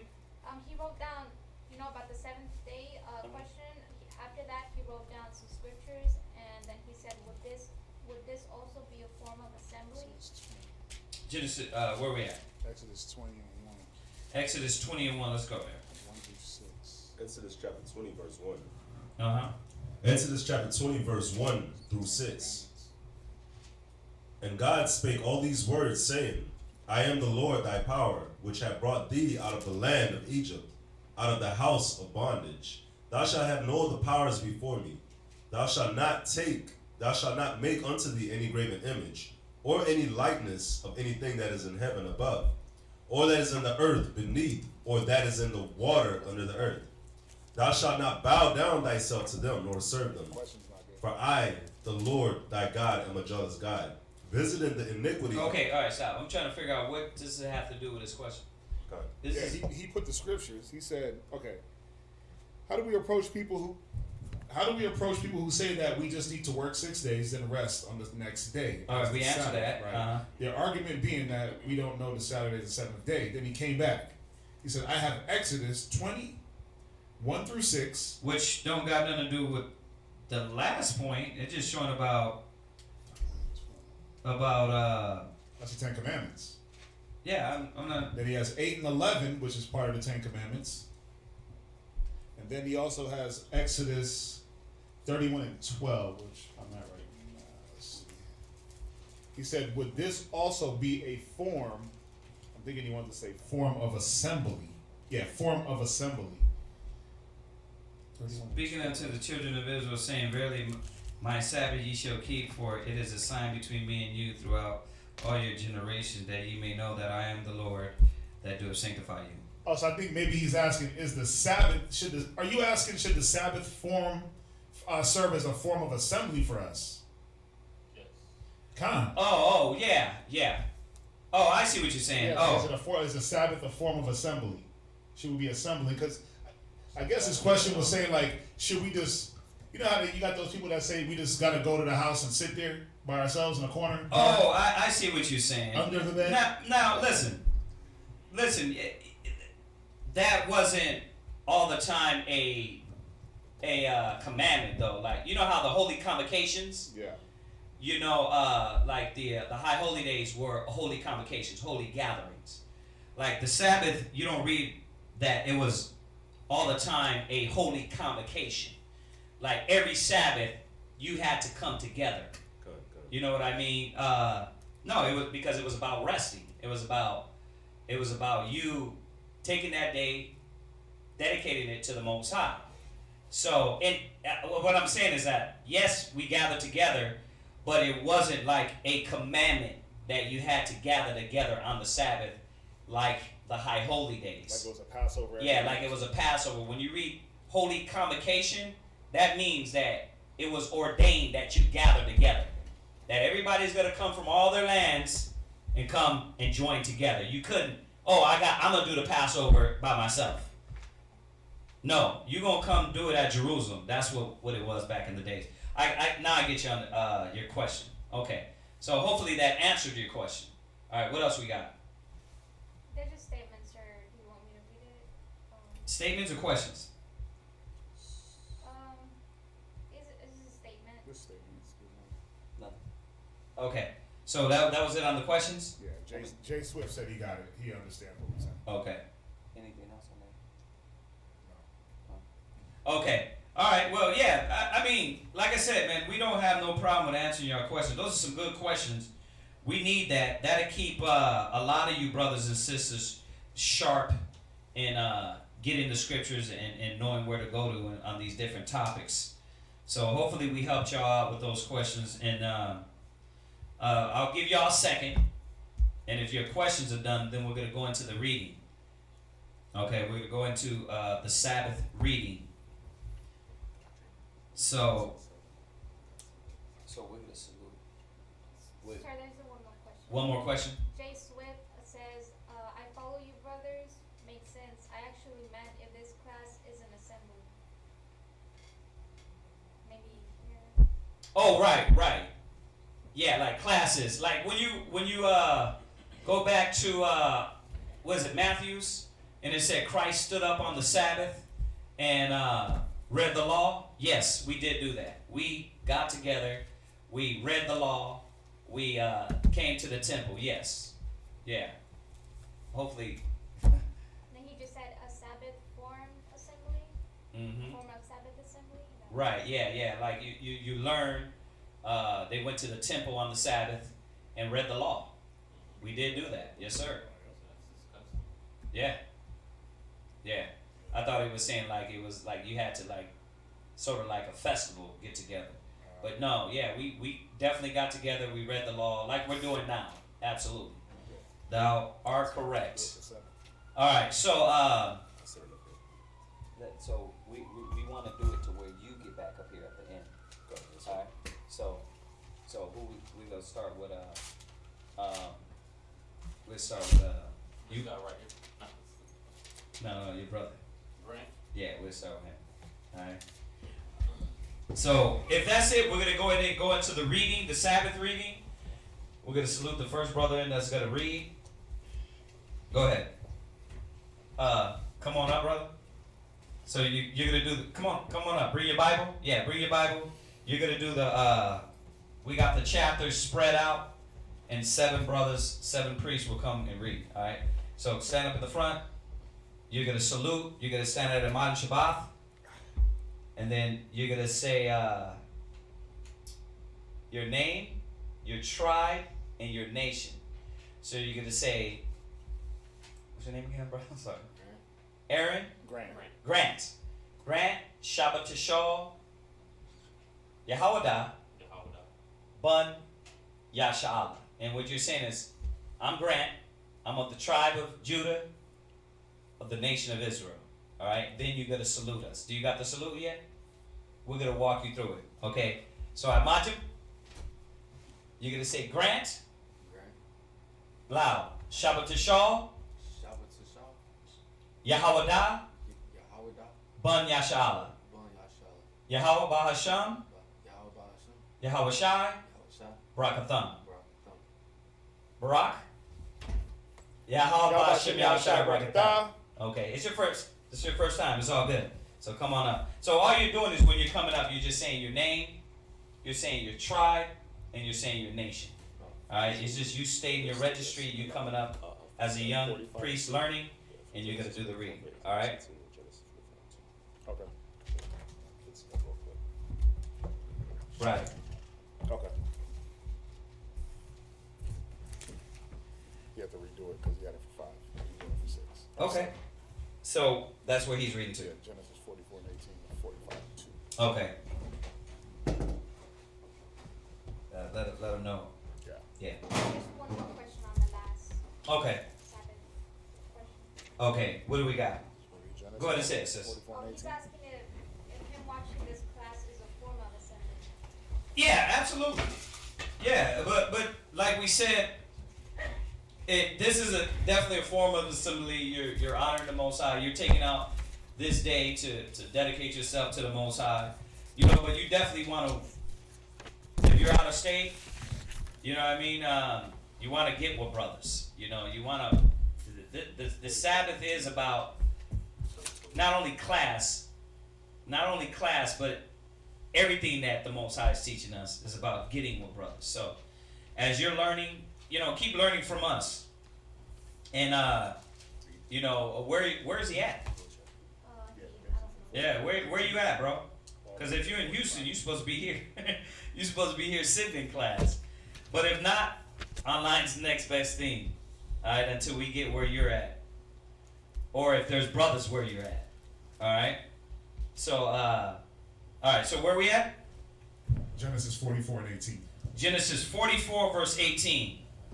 So that's where we start today the reading. Once again, if you brothers and sisters are, you hear every Sabbath, man, you're getting a lot of information out of these classes because we're reading, but we're edifying, and you're getting a lot of your history and a lot of things that what I like about Genesis, and I'm going to keep reiterating that till we finish Genesis, is that you're getting a lot of history that is going to be able to combat all these Egyptologist type. And you're going to get the history about Abraham, Isaac, and Jacob, where they lived, the landmass, the areas, how they came about. There's been so many questions answered just through the reading. You know, just knowing that Abraham, Isaac, and Jacob they had wives and concubines, and the children of Israel were born through them. We destroyed that point that all the tribes had to be dark-skinned or Negro in feature. That's not necessarily the case. We've talked about Abraham and the area he lived in Mesopotamia and Sumeria, and understanding that Abraham, out of all these heathens, the Most High chose him. And that's important, because when you get with these people that talk about the oldest civilization, you're going to have this knowledge to break them down. So there's a lot of good stuff coming out of this, man. Go ahead. So where are we at again? Genesis 44 and 18. Genesis 44 verse 18. Go ahead. Then Judah came near unto him and said, O my Lord, let thy servant, I pray thee, speak a word in my Lord's ear, and let not thy anger burn against thy servant, for thou art even a Pharaoh. Right, so, all right, start again. Read it one more time. Then Judah came near unto him and said, O my Lord, let thy servant, I pray thee, speak a word in my Lord's ear. Let not thine anger burn against thy servant, for thou art even as Pharaoh. Mm-hmm. Right, so we got started on this last week. I think this goes into Joseph, right? Joseph and they threw Joseph in the pit, right? Yeah. And then he comes back. Joseph becomes successful. He comes up in Egypt, right? If y'all were in last class. And that's another thing. A lot of brothers don't know that we were in Egypt ruling. A lot of people don't understand that. We were in Egypt ruling. We taught them.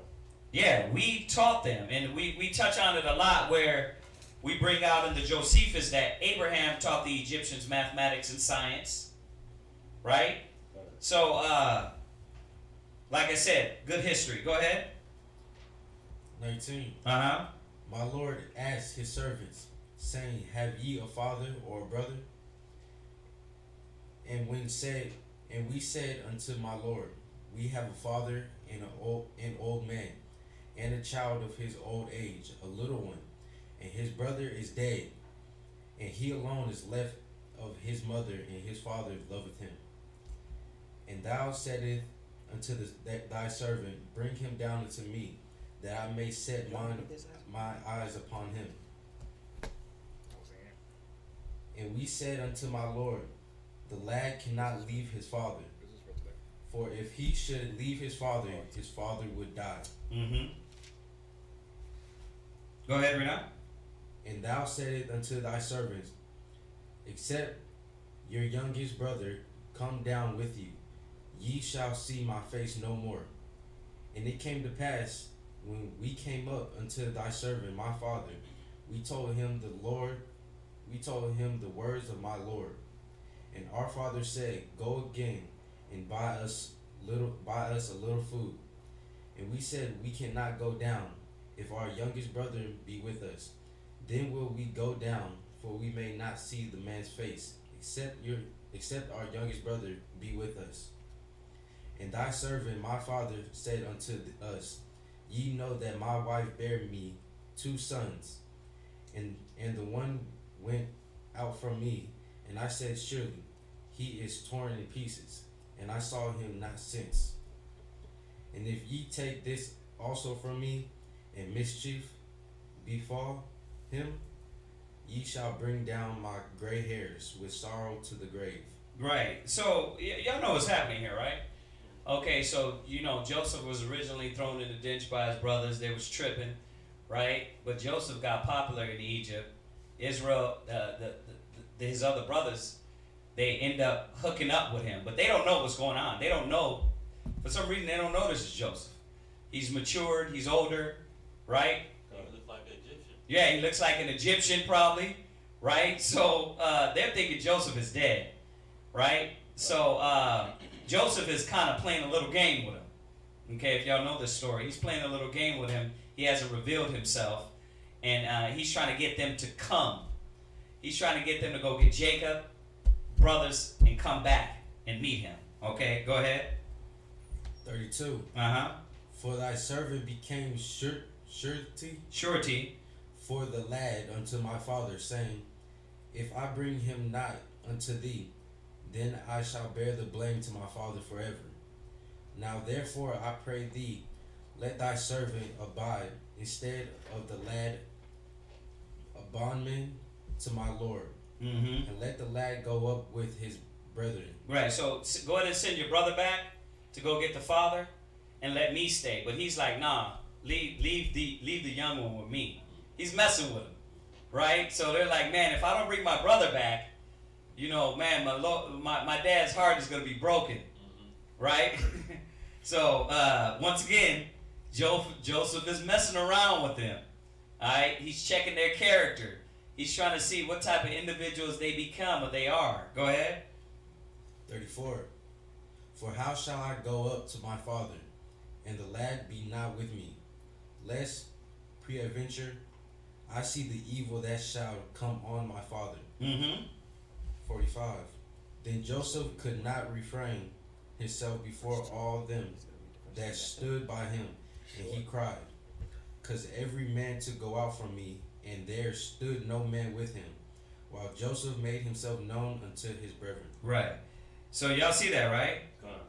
Go ahead. And he wept out loud, and the Egyptians and the house of Pharaoh heard. Right. So he broke out crying, right? Because remember, they thought he was dead. He this is how you know the spirit in Joseph, the spirit in Israel, the tribes. It wasn't that hatred. That hatred that Esau had for Jacob. That wanting to kill him. There wasn't no hatred. It was like, damn, it's been a long time. He wasn't vindictive this whole time and bear the grudge. Joseph let that grudge go. Right. And that's the spirit of our people, man. And they got to be a lot more like that with their own people, though. Because they're like that with everybody else. Oh, forgive them. The Lord forgives him, right? But if it's Tyrone that owes him, his cousin owes him $20, he's like, no, I'm going to cut that nigga when I see him. Well, the spirit in us, man, ain't like that. It says, greater is he that is in you. And that's why we got to lock back into this spirit. But that's it on this brother reading, all right? So we're going to stand up. We're going to salute the next brother in that's going to read. Who is it going to be? That's going to be Lakarab. I mean, not Lakarab, Volante, sorry. It's about time to get this brother Hebrew name. About time, man. Volante, Shabbat Shaw, Yahawada, Ban, Yashala. Volante, Shabbat Shah, Yahawada, Ban Yashala. Yahawah Bashem Yahushai Barakathum. Yahawah Bashem Yahushai Barakathum.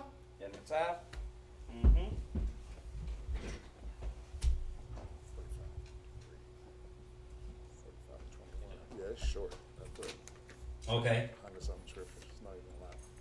It's all good? Yeah. He divided it correctly? Yeah. Okay. So, yeah, where we go to all the, and just let you brothers and sisters online know about the portion reading. It's portions every class. We go over the reading, and then usually you finish reading the Bible by the Passover, I think it is. So, that's what we're doing now. So where are we at now? Genesis chapter 45, verse 3. And Joseph said unto his brethren, I am Joseph.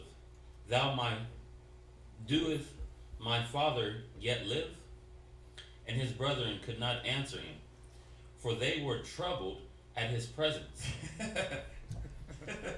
Because he revealed himself, And he probably looked different. Go ahead. And Joseph said unto his brethren, Come near to me, I pray you. And they came near. And he said, I am Joseph, your brother, whom ye sold into Egypt. 5. Now therefore be not grieved, nor angry with yourselves, that ye sold me hither. For God did send me before you to preserve life. Right, so you got think about it. Look at how he looked at that. Mm-hmm. You see, he understood that the Most High bring low. He bring high. He understood that the Most High directs the righteous man's steps. He didn't blame Yeah. the man. That, He see that the Most High is the one that did. there you go. He didn't hold a grudge with his brothers for something that he knew the Most High did. There you go. He understood the spirit. Yeah. It's powerful. It's like I said, when you read these stories, you start to see the character of the men of the Bible. And look at yourself. If you're that type of individual that is put in these predicaments and you yourself always want to blame everybody else, you got to ask yourself, is that the case? A lot of times, man, we get our ass whipped because of what we do. Majority of the times. And some of the times, you're a righteous man being tempted by the Most High, like Job. To see what you gonna do. You know what I mean? Mm-hmm. Or the word's not tempted. The word's put through affliction. Corrected, yeah. Let me correct that. The word's not tempted because God doesn't tempt you with evil, but He put you through affliction, right? But majority of the times, man always want to blame it on man. Instead of knowing, no, the Most High got me here. He put me through this. You know? The scriptures say usually a man, you know what, let's go there real quick. Because this is a good point. First Peter's. Go to First Peter's.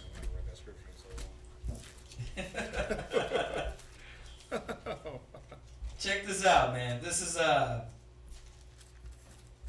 is really good, man. That's why I like reading the chapters too, man, because you can really dig in and you can look at the character of Abraham, Isaac, Jacob, David, Solomon. You start to look at these men and say, dang, well, why did the Most High choose them? Why did the Most High choose Saul? Why? You start seeing the character defects of these individuals, and then you got a mirror to look at and say, dang, you know, I'm too proud. I don't want to listen.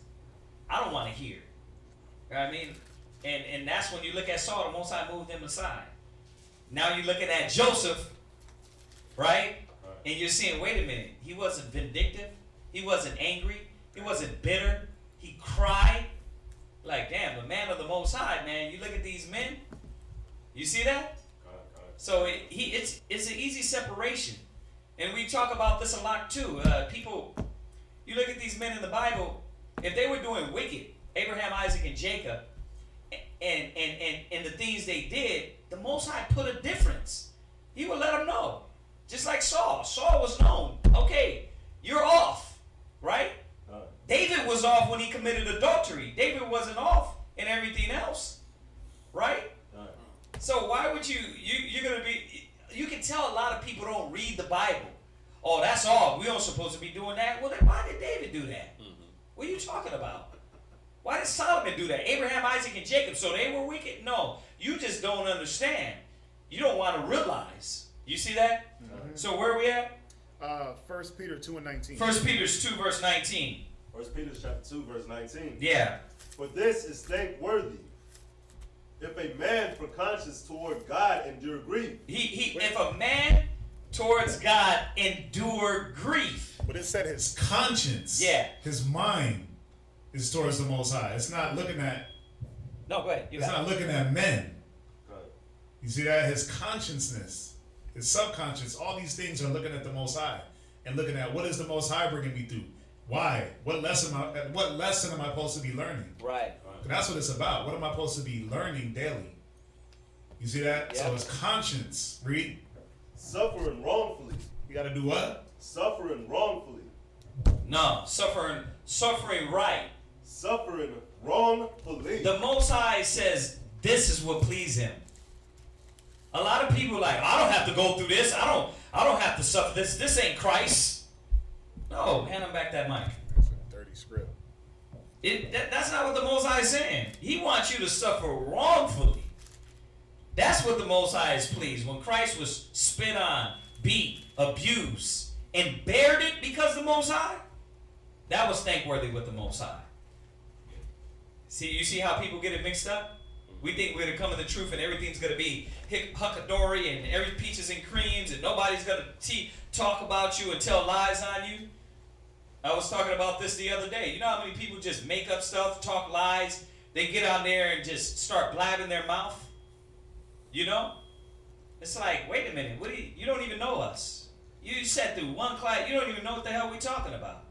But that's what is thankworthy with the Most High.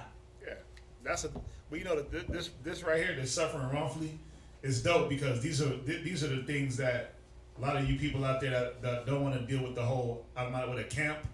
These are the things that you avoid. Yeah. But then you want to be a teacher. But then these are the things you got to teach men. Right. But how are you gonna teach somebody to suffer wrongfully if you never did it? Yeah. Exactly. They don't even know what the hell it's like. Listen, if I'm right, I'm right. Right, No, yeah. it don't work like that. The scriptures say take low. Right. Right? That's like take far. low. That's far beyond the mentality. But in your mind, like you said, I'm right, I'm right. If I'm wrong, I'm right. Right. But listen, let's come back. If you think this is foreign, what did Joseph do?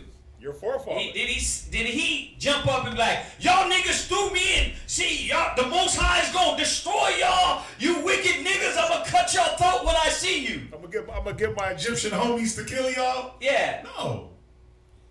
He didn't do that. He said he cried and he seen them and he rejoiced. And he gave the credit to the Most High. Right. Most of all. Yeah.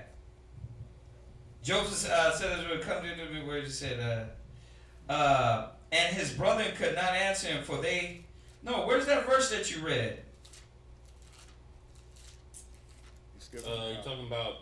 What he was saying. Oh, verse for 5. God did send me before you to preserve life. Mm-hmm.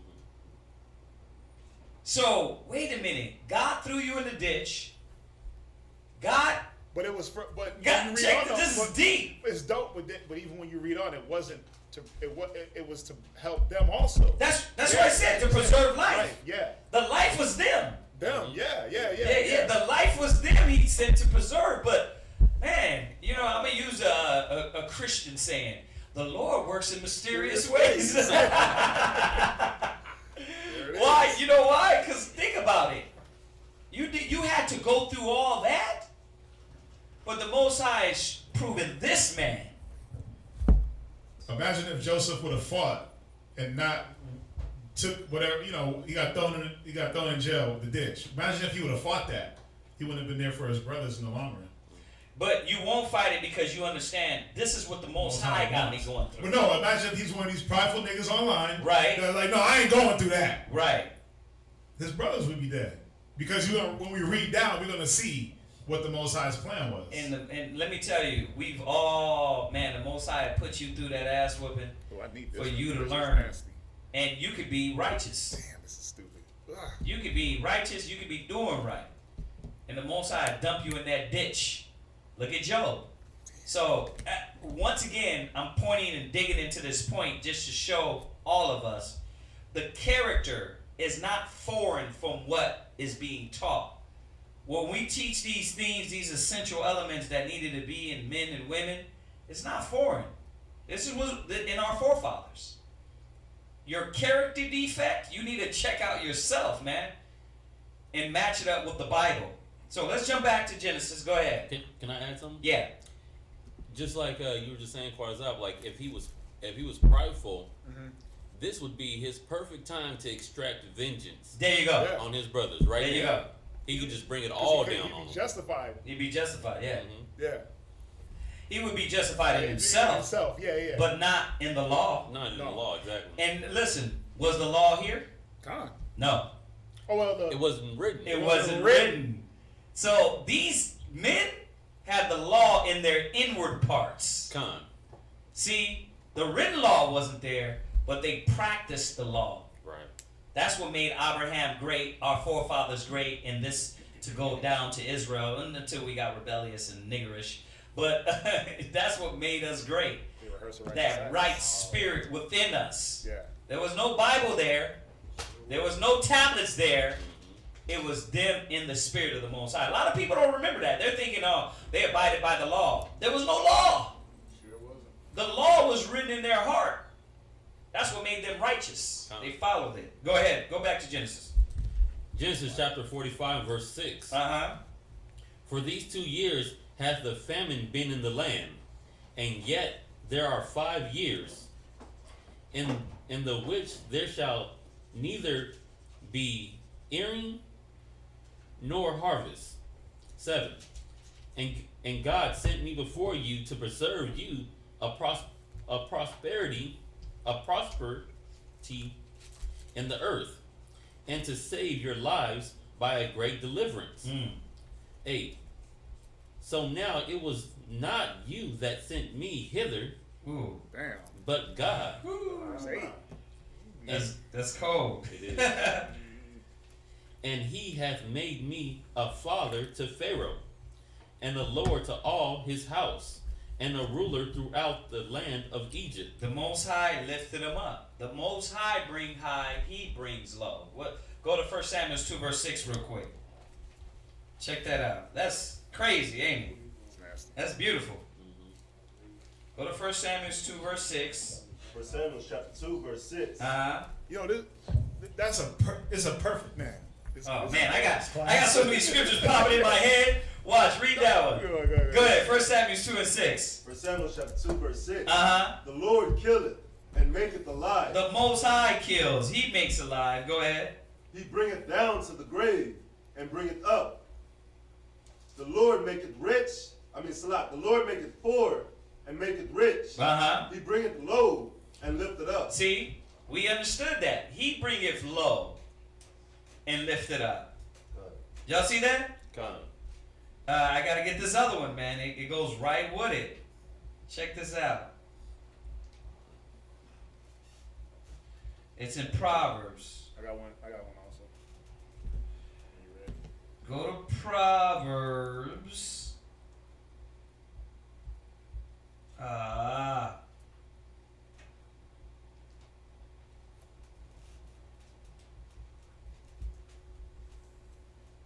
Man, I gotta find it. Go to the one you want. Ecclesiastes 2 and 4. We always hit it, but it goes perfect. Ecclesiastes 2 and 4. Ecclesiastes chapter 2 verse 4. Whatsoever is brought upon thee, take cheerfully. So this was Joseph. He was cheerful. He was cheerful to see his brothers, even though he went through this affliction. Read. And be patient when thou art changed to a low estate. Why? Oh, dang. You see that? The Most High changed him to this low estate, but Right. in doing so, it was really lifting him up. Because now he said he became a ruler over the Egyptians. Right? Read. For gold is tried in the fire. See, Joseph was that gold. But he was just a little dirty. The Most High was testing him to see, you gonna let me clean you up? So he put him through that fire. Read. An acceptable man in the furnace of adversity. See, he wanted to see if he was an acceptable man. He was testing his character, like we were saying earlier. He was seeing, is that uprightness in him? Is that we know we don't got the law, but are you gonna do the righteous thing? Read. Verse 6. Read. Believe in him. Joseph did what? Believe in him. This is what Joseph did. He believed in the Most High. Read. And he will help thee. And did he not help him? He helped him. Like he said, he became the ruler over the Egyptians. We know what they were. He was a shepherd king. Yeah. Right. Yeah. Read. Order thy way aright. See, the Most High ordered Joseph's way aright. He was ordering his way from the beginning because he was patient when he was changed to that low estate. So he ordered his way aright, not just for Joseph, but for his brothers. Read. And trust in him. Yeah, and he had trust in the Most High. He didn't go against what the Most High was trying to do. He didn't curse him. He didn't, why me? I don't got to go. You got a lot of people, man, I don't got to go through this. I don't got to go through this. Like, yeah, you do. Yeah. That's what, I was talking to my rib the other day, man. We're having a nice little conversation, and I was trying to show her, and she was seeing it. She was, I was showing her that no matter what you think you have, Right. you can't run from what the Most High wants you to see. Right. You can't run through. It's like Jonah in the well. You can't run from what the Most High wants you to do. You can't run from what He wants to put you through. I mean, you can. You can, but you can't. You can Right. run all you want. But you some gonna way, get dragged. Yeah, some way, somehow, He gonna get what He wants out of you. And I was trying to show her, like, it doesn't matter what you have, what people you have on your side, or what tools, or how much money. It doesn't matter. The Most High will be done. The Most High's will be done, regardless of what you think you have or what you don't have, because it works on both ways. So I was trying to show her that, but it's the same thing here. Most High is going to put you through what He deems necessary to see. Are you that acceptable man or woman? Yep. That's dope. Psalms 37:23. This is one of my favorite ones too here, man. I got to keep this in my mental database right here. Psalms 37:23 and 24. Psalms chapter 37, verse 23. The steps of a good man are ordered by the Lord. See, the steps of a good man are ordered by the Most High. Yeah. Mm-hmm. See, the Most High controls those steps. He controls your path. You see that? Right. And you know what that means, right? Because you make your decisions, right? Yeah. But He'll put those cones up. And He'll let you go down the right path. You'll make your decision, but He'll put the cones up. Because He'll say, okay, my son is slipping here. Let me put the cones up here, lead him down that path. Right. That's what the Most High does. Watch, read on. And He delighteth in His ways. Though he fall, he shall not be utterly cast down. For the Lord upholdeth him with His hand. Right. It says, read that part again. Though he fall. Though he what? Though he fall. Though he what? Though he fall. Right. He shall not be utterly cast down. You see that? Do y'all see that? God. Though he fall, he will not utterly be cast down. That's why it says a righteous man falls 7 times and rise up, but the wicked fall into mischief. It's like I was saying the other day in class. You don't have to talk about people. You know if they're righteous or the wicked by their works.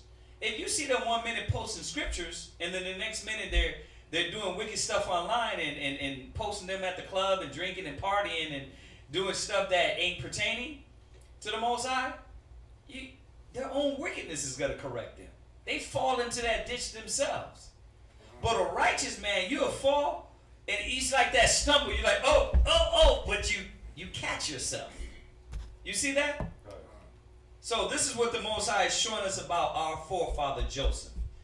This is how he thought, and the Bible wasn't even here. The scriptures weren't even there. These men were living it. They were doing it. And that's why the Most High chose these men. Alright, jump back. And you could just add in, this is a precept, Proverbs 20 and 24. I'll just read it. A man's goings are of the Lord. How can a man then understand his own way? So you could throw that in there, right under that Psalms. And how is a man going to understand his own way? By trusting in the Most High. You got to trust in the Lord. You got to know you got to first know who's directing those paths. Right. If it says that a man's goings are of the Lord, how can he know his own way? He knows that the Most High is directing him, so he's not going to befall no evil is going to befall him. Mm-hmm. You see that? So yeah, y'all can add that in. Let's go back. Genesis chapter 45, verse 9.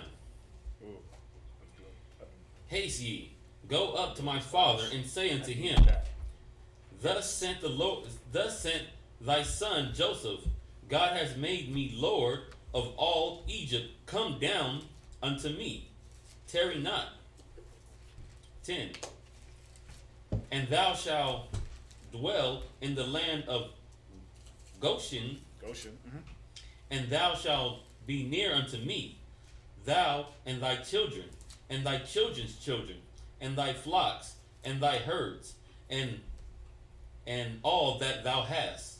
11. I just want to show this point. When he said the land of Goshen, it was just showing you that Israel had their own land. This is the beginning of Israel getting their own land in Egypt. They had their own separate away. You know, they had that whole land of Goshen. That's where we were. So even the time of Moses, that's where we were.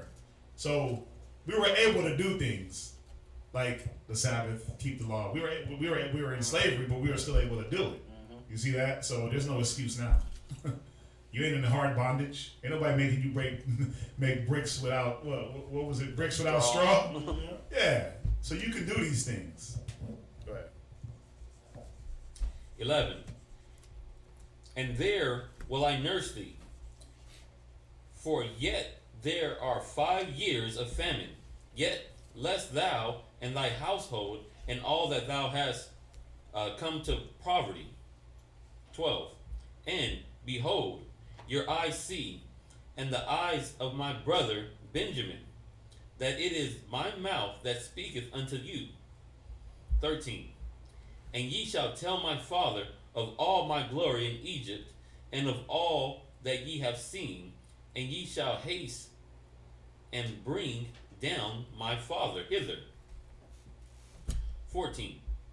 And he fell down upon his brother Benjamin's neck, and wept, and Benjamin wept upon his neck. Moreover, he kissed all his brothers, and wept upon them. And after all his brethren talked with him, and the fame thereof was heard in Pharaoh's house, saying, Joseph's brethren are come. And it pleased Pharaoh well, and his servants. 17. And Pharaoh said unto Joseph, say unto thy brethren, this do ye, lade your beasts, and go, get you unto the land of Canaan. 18. And take your father and your household, and come unto me, and I will give you the good land of Egypt, and ye shall eat the fat of the land. So y'all see how Joseph, he said he was, the scriptures say he became famous. The fame of his righteousness, the fame of his act, the fame of his brothers came to Pharaoh, and the Pharaoh was like, listen, I'm gonna give you all this. I'm gonna give you the land, you're gonna eat off it, you're gonna get fat. You're gonna get the benefit. When you look through the Bible, we function amongst the heathens in our standard, in our code, in our honor. Yeah. From Abraham, Isaac, Jacob, Joseph, Solomon, David. Our forefathers did it. It wasn't foreign for us to talk with a heathen without saying, you're a damn Egyptian, you're a damn heathen, smelly ass African. We didn't do that. You see that? I'm saying that because a lot of times, brothers, sisters, you think street speaking is class. You think that's how you're supposed to deal with nations all the time. No, we're supposed to deal with them with wisdom and understanding and show them that we are the sons of God. You know what I mean? Nobody does that. I think some brothers think that, like sisters think that. Like you start talking with heathens, every conversation is like a street speaking. You don't do that, man. So just trying to put things in perspective. A lot of times, man, you got a lot of these young cats, they don't put it together. You know? Go ahead.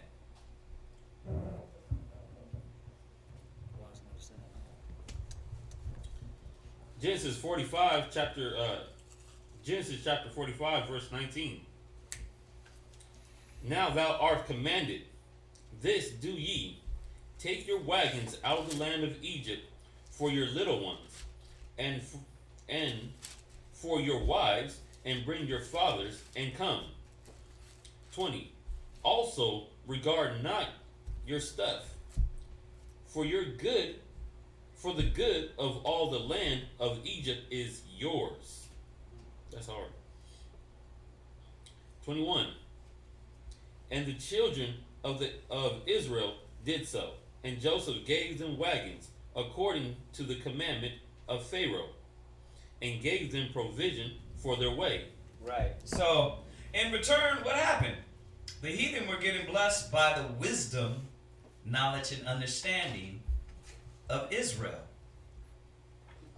By him humbling to Joseph in his wisdom, right? His character, he was a light in Egypt. That's why it tells you in Isaiah about Israel being in Egypt. People get that mixed up. They think, oh, see, Egyptians are going to be saved. No, it was saying that Israel is in Egypt. You got a lot of our people over there still now. You see that?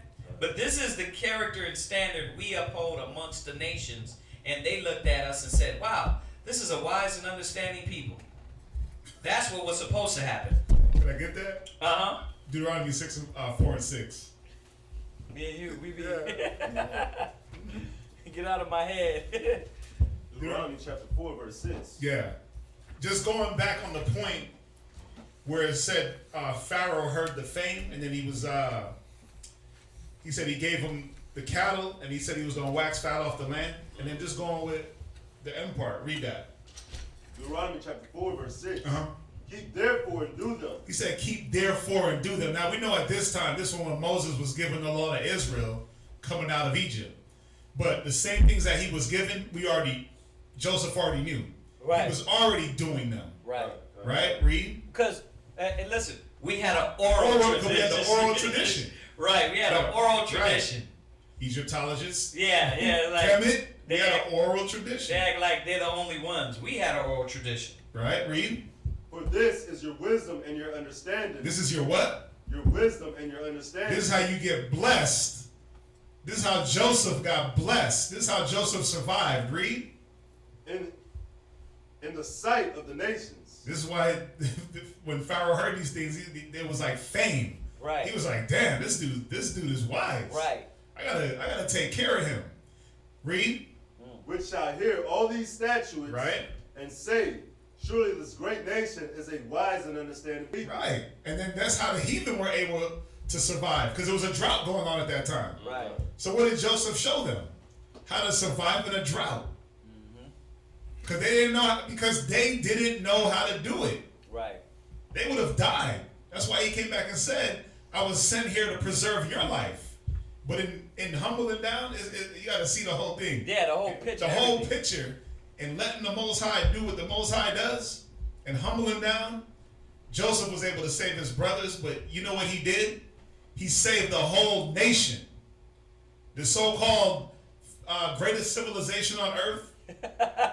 He saved Joseph, an Israelite, is the one that saved that civilization. Right. He preserved it. The spirit of the Most High. Through the spirit, through the wisdom and knowledge and understanding of the Most High. And using wisdom. That's what Joseph, one man, saved the nation. Yeah. You got to really think about that. Yeah. You got to really think. It's crazy. Yeah. Man. But like I said, you read these stories, and some of you read them too fast, and you're not getting all these things out of it. That's why first you need to be taught. Then also you need to slow down reading and understand. See, and that's why now you're understanding. You see how we're going from different point to point to point to point that links with this? That's because we done read the Bible back and forth to be able to speak on the different characters, topics, situations, historical events that correlate just with this one point. Y'all see that? That's the point of reading, studying. And no, you understand that? All right. So is that it? Next brother, come on. Not your stuff for the good of all. Damn, that's crazy. Yeah. Each of it's yours. Yeah, that's why that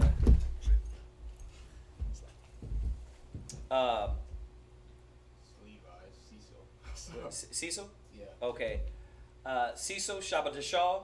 Cecil Shabbatashah. Right, alright. What I need all y'all to do, talk a little louder. Cecil Cecil Shabbatashah Shabbatashah. Yahweh. No, Oh, Levi. Lord Yah. Yola. Lord Yah. Yola. Lord. Lord. Law. Lord. Yah. Yah. Bun. Bon. Yashala. Yashan. Right. So you said Cecil, tribe of Levi, son of Israel, right? Okay. Amajim, Yahweh, Yahweh. Bahasham, Bahasha. Yahweh, Yahusha. Barak, Barak. Atham. Atom. Yahweh Bashem Yahshua Barakatham. Alright. Come on up. Yeah, now you got the paper, right? We got those back there. There's the salutes and the registry when you come up and read for Sabbath. We got that up there. You cold? You cold? You guys No, I'll be okay. I'll be okay. No, Sure? we can 'Cause turn I'm it back cold. up a little bit. Yeah. Turn it up a little bit. You cold? Y'all cold it? Y'all Yeah, cold? because my feet are a little crispy. Yeah. Yeah. Crispy or icicly? It's a little crispy in here. Oh, crispy, yeah. Yeah. Ooh. All right, so where's he reading? So you're gonna go from Genesis 45 and 22 to 46 and 11. 45, 22. Yeah. 45:22. Okay. 45, 22 to 46, 11. Oh, Mike? Yeah, sorry. Used the 3 up here. Genesis 22. To all of them. Genesis 45, verse 22. Genesis 45, verse 22. To all of them that he gave, each man changes of raiment. But to Benjamin he gave 300 pieces of silver and 5 changes of raiment. And to his father he sent after his manners 10 asses laden with the good thing of Egypt, and 10 she asses laden with corn and bread and meat for his father by the way. Okay, do me a favor. Just read a little louder because they need to hear you online. And if you guys need to turn it up on the computer, just turn it up in there. Tell her that it's the little bars. I don't know how the new program is, but go ahead, So he sent his burden away, and they departed. And he said unto them, see that he fell not out by the way. And they went up out of Egypt and came into the land of Canaan unto Jacob and their father. Verse 26. And they told him, saying, Joseph is yet alive, and he is governor over all the land of Egypt. And Jacob's heart fainted, for he believed them not. Go ahead. And verse 27. And they told him all the words of Joseph, which he had said unto them. And when he saw the wagons which Joseph had sent to carry him, the spirit of Jacob, their father, revived. Verse 28. And Israel said, it is enough. Joseph, my son, is yet alive. I will go and see him before I die. Okay, y'all got any questions on that? Okay, y'all get that, right? Go ahead. That's just, they went to go back and get Jacob, and they told him the good news. I like it here. Jacob is the governor of all Egypt. Joseph, excuse me, is the governor of all Egypt. See, man, we ruled in Egypt. You see that? Governor, yeah. That's the power of the Most High, man. All right, go ahead. Chapter 46, verse 1. And Israel took his journey with all that he had and came to Beersheba, and offered sacrifice unto the God of his father Isaac. Verse 2. And God spoke unto Israel in the vision of the night and said, Jacob, Jacob. And he said, Here I am. Verse 3. And he said, I am God, the God of thy father. Fear not to go down into Egypt, for I will there make of thee a great nation. Verse 4. I will go down with thee into Egypt, and I will surely bring thee up again. And Joseph shall put his hand upon thee eyes. Verse 5. And Joseph rose up. Jacob rose up from Beersheba, the son of Israel, carried Jacob, their father, and their little ones, and their wives, and the wagon which the Pharaoh had sent to carry them. Verse 6. And they took their cattle and their goods, which they had gotten in the land of Canaan, and came into Egypt, Jacob and all his seed with him. Verse 7. his son and his sons' sons with him, his daughters and his sons' daughters, and all his seeds brought with him into Egypt.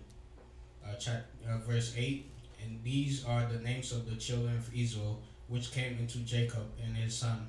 Reuben, Jacob, firstborn, and the son of Reuben, Hancock, and Hanaf, and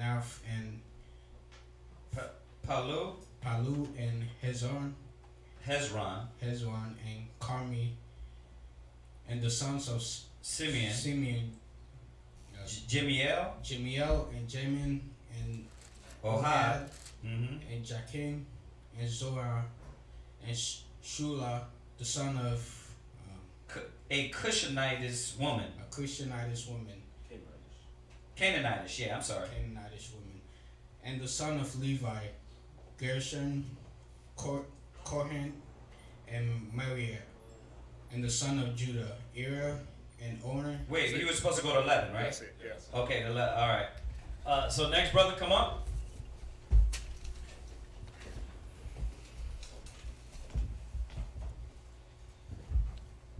Big dog.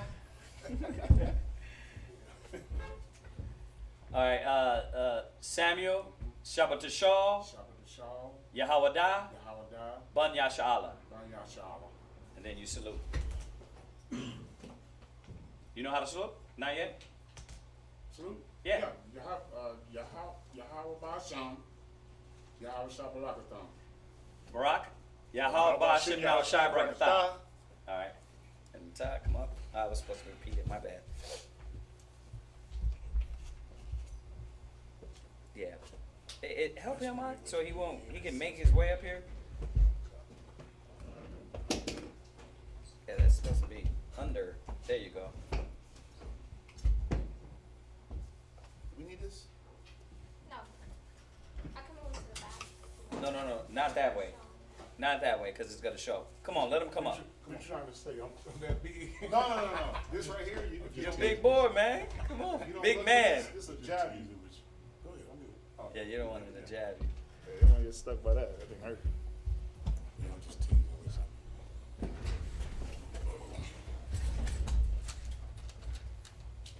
So you're gonna go Genesis 46 and 12 to 46 and 30. 46 and 30. Yeah. And this is how it should be. 7 brothers? Yeah. Yeah, because you 7 number completion, right? There's supposed to be 7 priests that come up and read. So we got a lot of aspiring priests. Go ahead. All right, Genesis chapter 46, verse 12. No, I'm sorry, go ahead. And the sons of Judah, Uran, Onan, and Shelah, and Pharez, and Zara. But and Onan died in the land of Canaan. And the sons of Pharez were Hezron and Hamul.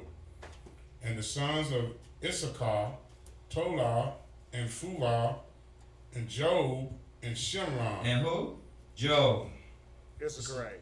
Just to throw that in there, Job was not a Edomite. Okay? Stop it. Job was of the tribe of Issachar. The only Job in the Bible, the only Job that ancestry is shown. Job was an Issacharite. Go ahead. And the sons of Zebulun, Sered, and Elon, and Jaleel. There be the sons of Leah, which she bare unto Jacob and Padanaram, with his daughter Dinah. All the souls of his sons and his daughters were 33. And the sons of Gad, Ziphion, and Haggai, Shunai, and Esbon, Eri, and Obadiah, and Areli. And the sons of Asher, Jumni, and Ishua, and Isui, and Beriah, and Sarah, well, it's not Sarah, their sister. And the sons of Beriah, Heber, and Malchiel. These are the sons of Zilpah, whom Laban gave to Leah his daughter. And these she bare unto Jacob, even 16 souls. God dang. Wow. A lot of kids. Yes, it is. Go ahead. The sons of Rachel, Jacob's wife, Joseph and Benjamin. And unto Joseph in the land of Egypt were born Manasseh and Ephraim, which Asenath, the daughter of Potiphar, priest of On, bare unto him. And the sons of Benjamin were Bela and Becha, and Ashbel, Gera, and Naaman, Ehi, and Rosh, Muppim, and Huppim. Right, so we know that when you go to the 12 tribes part, just a real good point here. When you go to the 12 tribes chart, you don't see Joseph on there. You don't see Judah, Benjamin, Levi, Simeon, Joseph. You don't see that. Why? Because Joseph, his place was taken over by Ephraim and Manasseh. Okay? That's why when you read in Revelation 7, it tells you Judah, Benjamin, Levi, Simeon, Zebulun, Ephraim, Manasseh, Gad, Reuben, Naphtali, Asher, Issachar. It don't say nothing about Joseph. You see that? So if you go to Ezekiel, let me show you. This is a good point too. You're going to need this in the future. Go to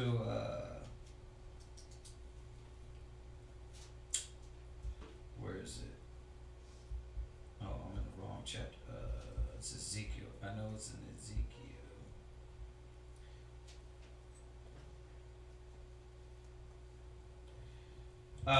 37 verse 16.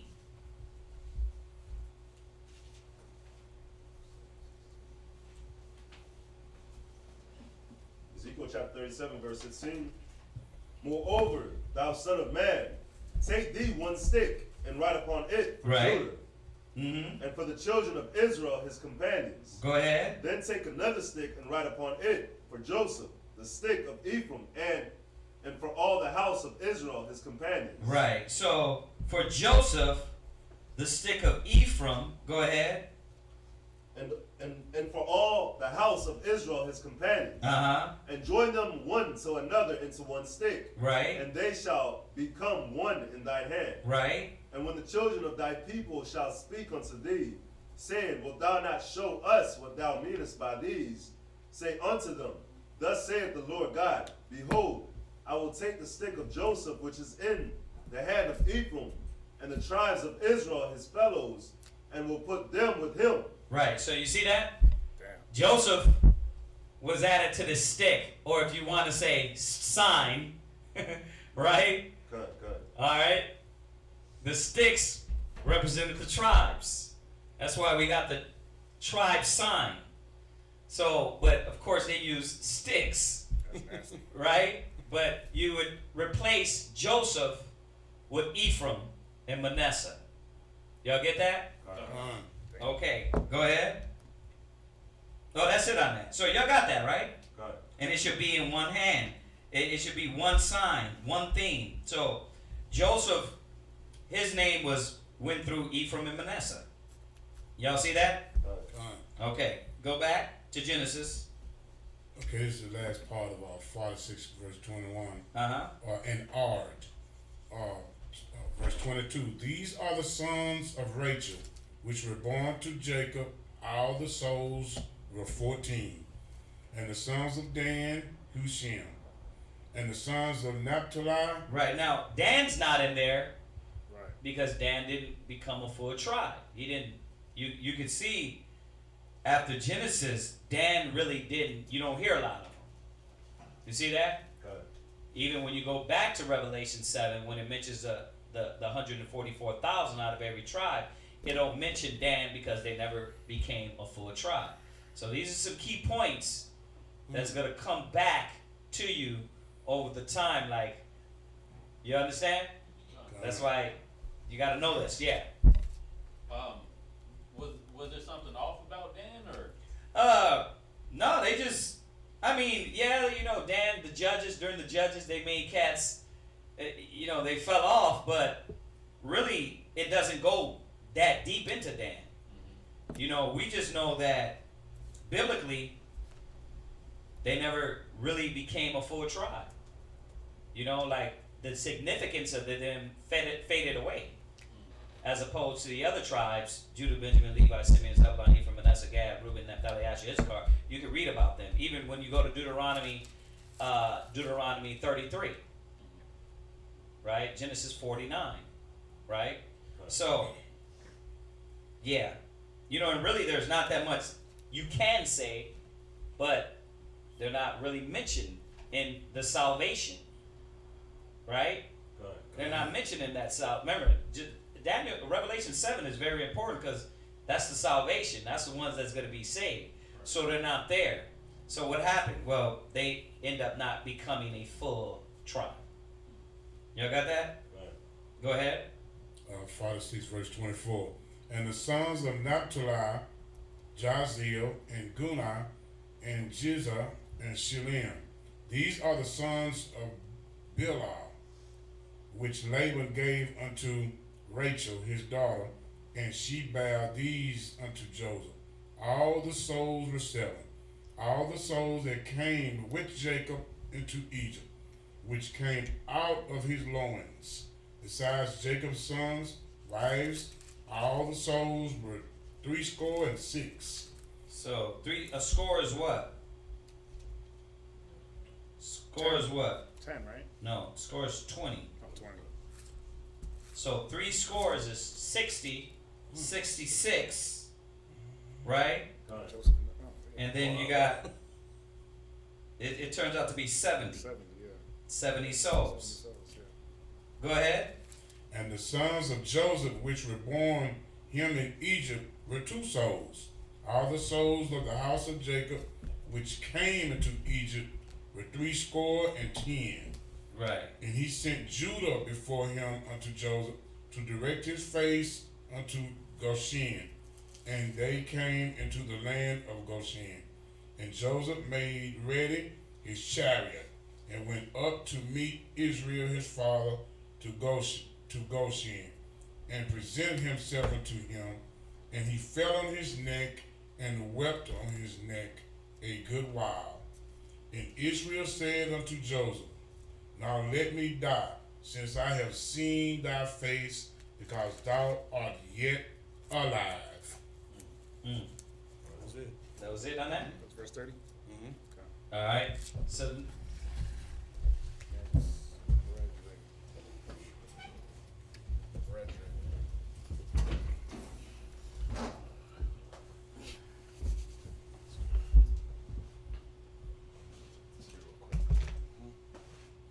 Lakarab, Shabbat Shah, Ban Yamyam, Ban Yasharala.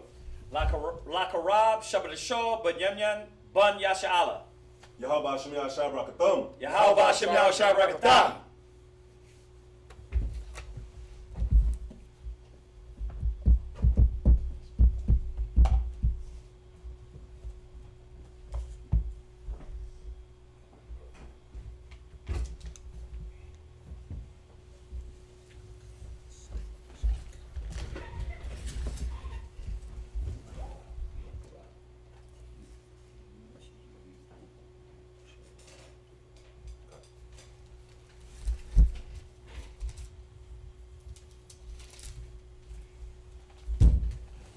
Genesis chapter 46, verse 31. And Joseph said unto his brethren, and unto his father's house, I will go up and show Pharaoh, and say unto him, My brethren and my father's house, which were in the land of Canaan, are come unto me. And the men are shepherds, for their trade hath been to feed cattle. And they have brought their flocks and their herds, and all that they have. And it shall come to pass, when Pharaoh shall call you, and shall say, What is your occupation? That ye shall say, Thy servants' trade hath been about cattle from our youth even until now, both we and also our fathers, that ye may dwell in the land of Goshen. For every shepherd is an abomination unto the Egyptians. Genesis chapter 47, verse 1. Then Joseph came. Right. So you see that, right? It said that I guess the Egyptians didn't like shepherds. Now, Hiskos. Okay, when you go into the Hiskos, it says that they were the shepherd kings. Okay. Now there's a lot of argument, and I think there's a lot of stuff that's hid on it. Now, I'm not going too deep in it, but it shows that the Hiskos ruled in Egypt. But they were shepherd kings. Putting it together. They don't say they're Israelites. You can't look at the Israelites ruled in Egypt. You read about the Hiskos, they were shepherd kings. Okay? And what was their trade? It said what was their trade? What was Israel's trade? When it said he said your trade is what? Trade had been about cattle from our youth even until now. You see that? Right. So just to throw something out there, you know, you do a little more research on, and you know, I got to do a lot more on the Hiskos too. There is arguments over it, you know, but I mean, when I'm reading in the scriptures that we were in Egypt, that we were successful, we were there ruling through Joseph, it kind of gives the Hiskos ideal some weight. Okay, like I said, there's a lot of argues whether the Hiskos were Israelites or not, but it's kind of like you had shepherd kings, and then but we're going to that. What? I feel like I asked this question before. Why was every shepherd an abomination to the Egyptians? You did ask this. Did you? I think you did. Back last time we went over it. Really? I don't remember that. I have to check that. That is a good question. We got to go into some Egyptian stuff and figure that out. Why were the Egyptians? Every shepherd is an abomination unto the Egyptians. That's a good question. You know, I think I had asked someone else. What they say? Taiwan? No, not Taiwan. One of my uncles. And he was saying probably because they were independent from the way that the Egyptians did their the Egyptian economy. They're more like entrepreneurs because they had their shepherds and they took care of their stuff versus being servants. Yeah. So they're like, oh, you're petty. You're beneath us. No. No, like they were entrepreneurs outside of what they had going on. Like how y'all have y'all business and do the oils and stuff. Right. And you're not working for Esau. For Esau. They were working for themselves, not for their land, so to say. Okay. They were high and cat. They thought they were above.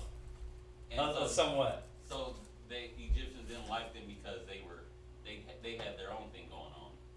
I'm gonna look into that. Yeah. I mean, you got here in Genesis 43:32, and they set on for him by himself, and for them by themselves, and for the Egyptians which did not eat with him by themselves, because the Egyptians might not eat bread with the Hebrews, for that is an abomination unto the Egyptians.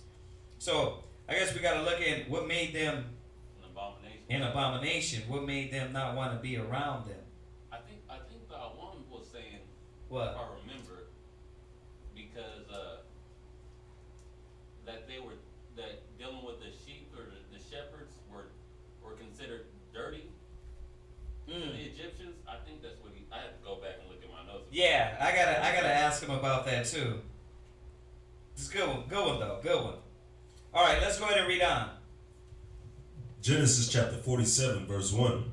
Then Joseph came and told Pharaoh and said, my father and my brethren and their flocks and their herds and all that they have are come out of the land of Canaan. And behold, they are in the land of Goshen. And he took some of his brethren, even 5 men, and presented them unto Pharaoh. And Pharaoh said unto his brethren, What is your occupation? And they said unto Pharaoh, Thy servants are shepherds, both we and also our fathers. They said moreover unto Pharaoh, For to sojourn in the land are we come. For thy servants have no pasture for their flocks, for the famine is sore in the land of Canaan. Now therefore we pray thee, let thy servants dwell in the land of Goshen. And Pharaoh said unto Joseph, saying, Thy father and thy brethren are come unto thee. The land of Egypt is before thee. In the best of the land make thy father and brethren to dwell. In the land of Goshen let them dwell. And if thou knowest any men of activity among them, then make them rulers over my cattle. And Joseph brought in Jacob his father, and set him before Pharaoh, and Jacob blessed Pharaoh. And Pharaoh said unto Jacob, How old art thou? And Jacob said unto Pharaoh, The days of the years of my pilgrimage are 130 years. Few and evil have the days of the years of my life been, and have not attained unto the days of the years of the life of my fathers in the days of their pilgrimage. And Jacob blessed Pharaoh and went out from before Pharaoh, and Joseph placed his father and his brethren, and gave them a possession in the land of Egypt, in the best of the land, in the land of Ramesses, as Pharaoh had commanded. And Joseph nourished his father and his brethren, and all his father's household, with bread according to their families. And there was no bread in all the land, for the famine was very sore, so that the land of Egypt and all the land of Canaan fainted by the reason of the famine. And Joseph gathered up all the money that was found in the land of Egypt and in the land of Canaan for the corn which they brought. And Joseph brought the money into Pharaoh's house. Does that it on that? Okay. Okay. Go down.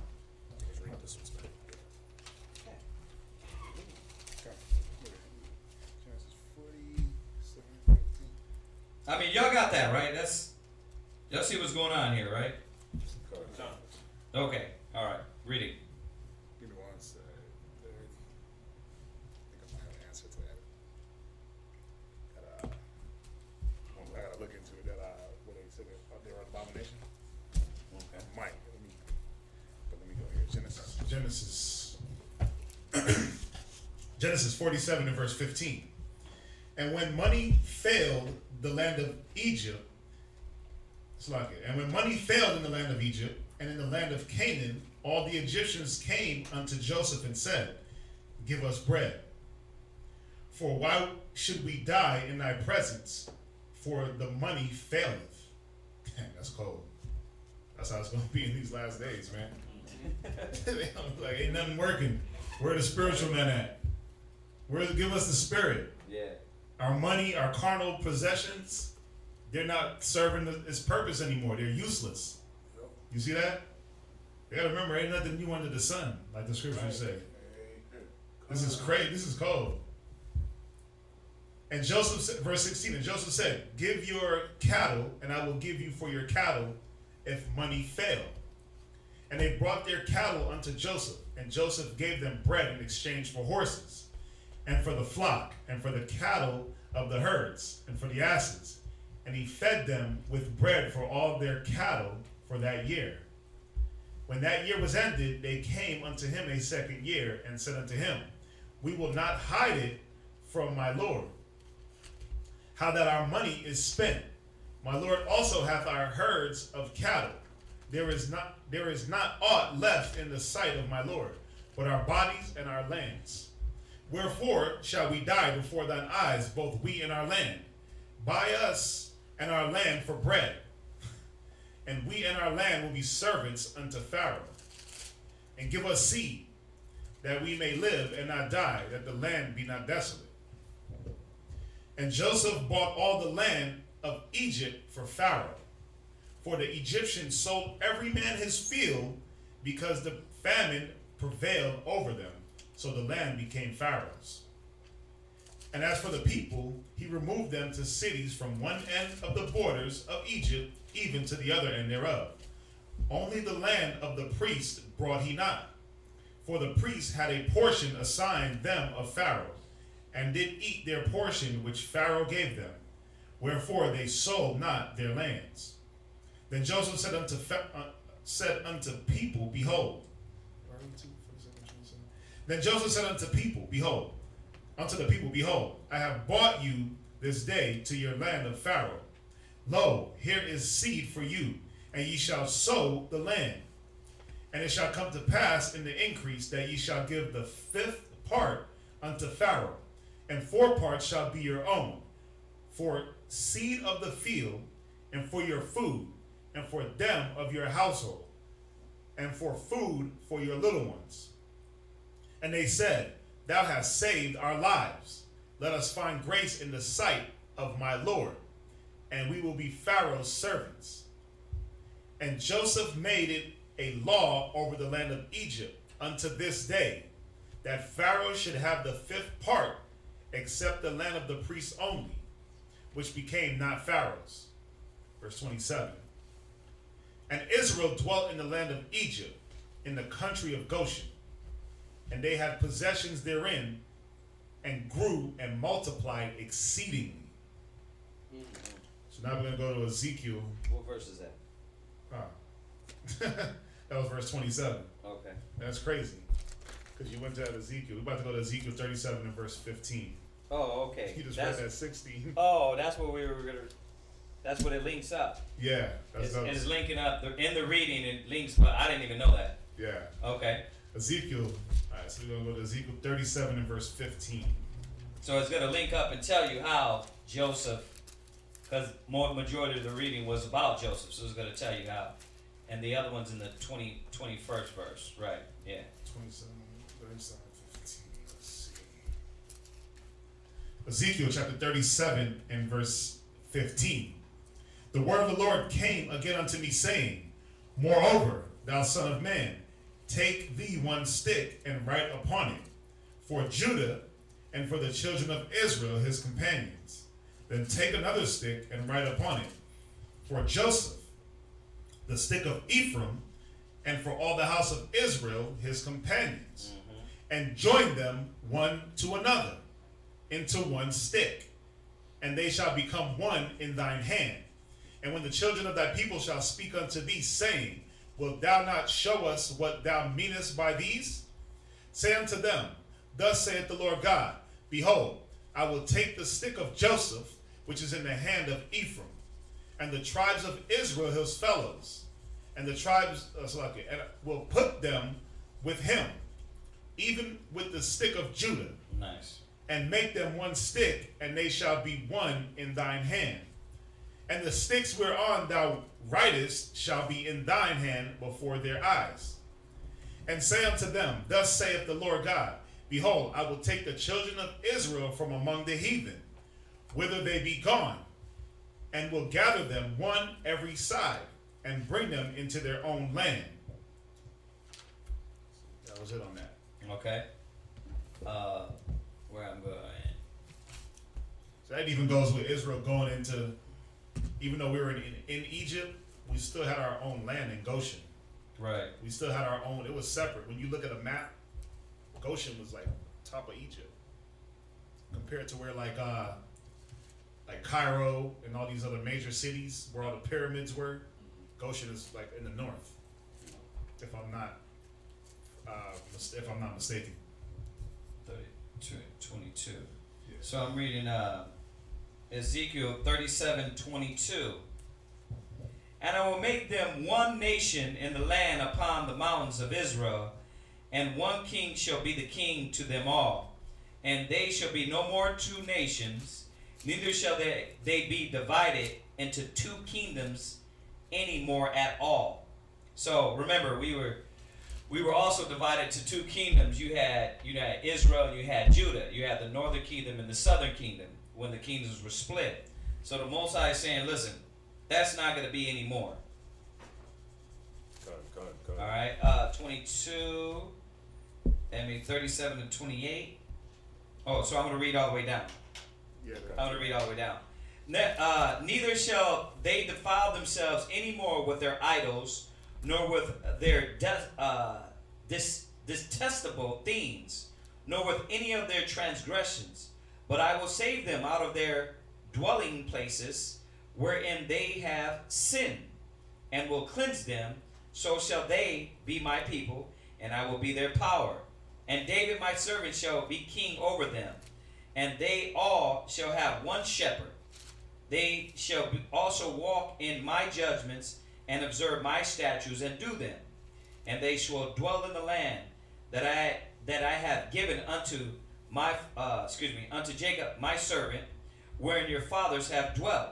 And they shall dwell therein, even they, and their children, and their children's children, forever. And my servant David shall be their prince forever.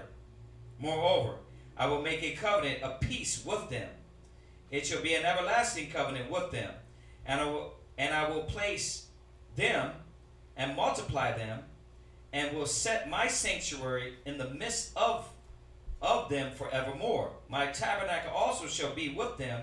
Yea, I will be their God, and they shall be my people.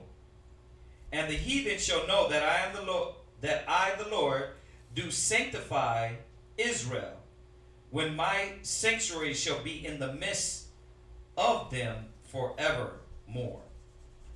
All right, we're going to jump over to Ephesians 2, verse 1. I mean, y'all get that, right? That's very easy to be understood. Ephesians 2, verse 1 to 10. And I'm going to read this, and then we're going to open it back up. If you got any questions, hit us through the chat now. If you brothers and sisters in class got any questions, you can hit us through it now. And then after the reading, we can get to that. So I'm going to finish it up with Ephesians, the 2nd chapter, the 1st verse to the 10th verse. And you have been quickened, who were dead in trespasses and sins, where in time past ye walked according to the course of this world, according to the prince of the power of the air, the spirit that now worketh in the children of disobedience. We talked about that yesterday in class also. If you watch class, showing that the God of this world is Satan, is his time. And that's why there's so much wickedness amongst us. So this is another scripture to add to that. It says, among also whom we all had our conversation in time past in the lust of our flesh, fulfilling the desires of the flesh and of the mind, and were by nature the children of wrath, even as others. It says, but the Most High, who is rich in mercy and his great love, wherewith he loved us, even when we were dead in sins, hath quickened us together with Yahushua. By grace ye are saved. So Israel forgets sometimes that you were in your sin and you were called. Correct. The Most High heard you, that cry in your sins. What? So that's saying in our sins we're already dead, but then in the knowledge we're brought back to life. We're brought back to life. By grace ye are saved. So you didn't deserve it, but I'm going to give you the knowledge. I'm going to give you the word, the wisdom, right, to bring you back to life, right? By grace you are saved. So when Christ died on the cross, that's what he did. He gave us grace. That way everybody wouldn't just be wiped the hell off the face of the earth. Right. Christ laid his life down and said, okay, you're going to be saved through grace. Something given, not deserved, right? So you was calling on him Jesus. He answered you. You was calling on him God. He answered you. He heard you. You see that? All right. It says, and have raised us up together and made us sit together in heavenly places in Yahushua. That is, that in the ages to come he might shew the exceeding riches of his grace and his kindness toward us through Yahushua. For by grace ye are saved through faith, which is true. Because ultimately, like I talked about yesterday, like we talk about all the time, we're going to keep the law. We're going to keep it to our best ability. But remember, the law, how it's based, if you break one, you break them all. So Christ had to come. Because we're not going to be saved through the law, because you cannot keep the law to its potential. But we will strive, we will fight for righteousness, right? But we have to know this. If it's not for Christ, if it's not for us coming back to the Most High and believing, we would be dead. Y'all see that? So righteousness is not of the law. Do you know what that means? That means that we know ultimately it's because Christ is going to say, okay, you fell short, but you tried. You fought for righteousness. Yeah, I seen you fall, but you got back up 7 times more. You put your spirit into it. That's grace. You're saved by grace. Y'all get that? Through faith, through believing, and that not of yourselves is the gift. Not of yourselves. Gotta stop there. And not of yourselves. Very good point. Why? Because a lot of people think, well, if I keep the law, I'm going to be saved.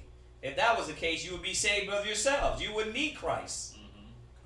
But the way the law was set up, if you break one, you break them all, it was necessary that Christ come back to do away with that part.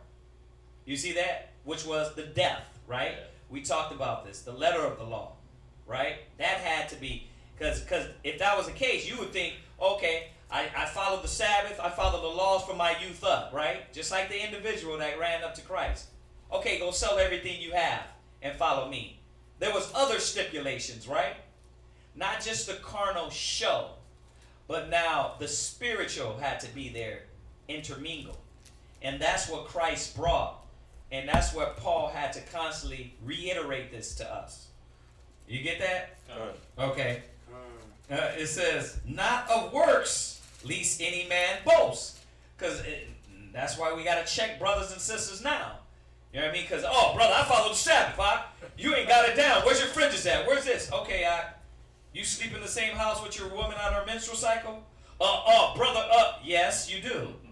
So you don't keep the law till it's for the potential. You might keep the Sabbath to the potential that is there, right? You might keep your beard. That's good. You might not eat pork. But guess what? In some way, you fall short. Why was it set up like that? So you wouldn't say, oh, you know what? I did it by myself. No. You did it through Christ, HaMashiach. Through him dying on the cross and his grace for you to even be called to the law. You see that? Good. For you even to be called to the law and be shown, hey, guess what? You're killing yourself. Why? Eating pork, Sabbath. Let me show you. This is how you change. This is how you change your mind. That was given through Christ. Through grace and through faith. Y'all get that? Does this link up with the other, with the story of Joseph? Because his brothers, they didn't deserve everything that they got. Right. But it was through grace. Right. And that's why this is, in the portion readings, that's why this is here, right? Okay, I just want to make through sure grace. I link up. Right. No, that's on point. That's on point. Y'all get that though. Very good point, Volante.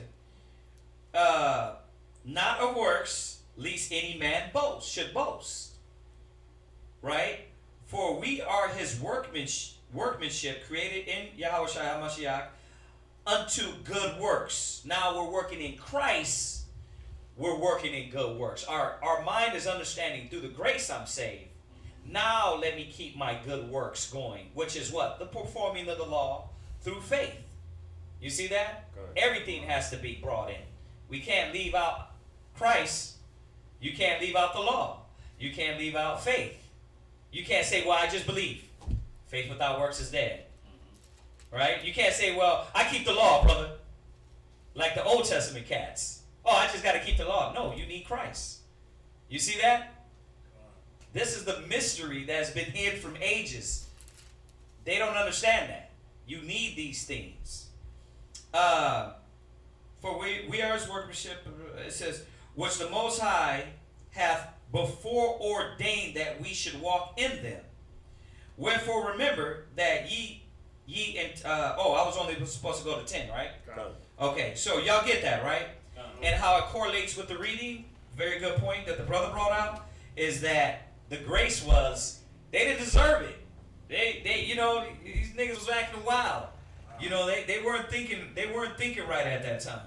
They dumped them in the ditch. Their envy got to them, right? But the Most High still gave them grace to say, okay, listen, I'm not going to do away with all you cats and just have Joseph, right? I still believe in that spirit I put in you, man. You, the chosen. All right, so anybody got any questions on that? It's deep. It's deep. It's deeper than rap. Wow. Yeah. So, nobody got any questions? Nothing on the topic? Not on the topic. Not on the topic. Off the topic, we got some? Online, yeah. It says, the brother that was talking about the Sabbath assembly, he says he lives in Toronto, Canada, and unfortunately they don't have a lot of true teachers over there. Right. Yeah, well, we're ready to do it, man. When you're ready, we're ready. Toronto, Canada. Home of Drake, right? A lot of West Indians out there? Okay. Yeah, so keep tuning in, brother. Our numbers are there. We're accessible. We just talked to a brother from the other day from Guyana? No. Ghana. Ghana. Oh yeah, that's how. It was Ghana. Y'all was saying it. Yeah, Guyana. It was Ghana. Ghana. So the truth is getting out, man. Anything else online? We give them a few seconds. Once again, you brothers and sisters, we have our classes Monday, Wednesdays, and Fridays, Saturday mornings. Feel free to join us. And if you're in town, come sit in class. Okay, we'll wait a few seconds, see if they got anything.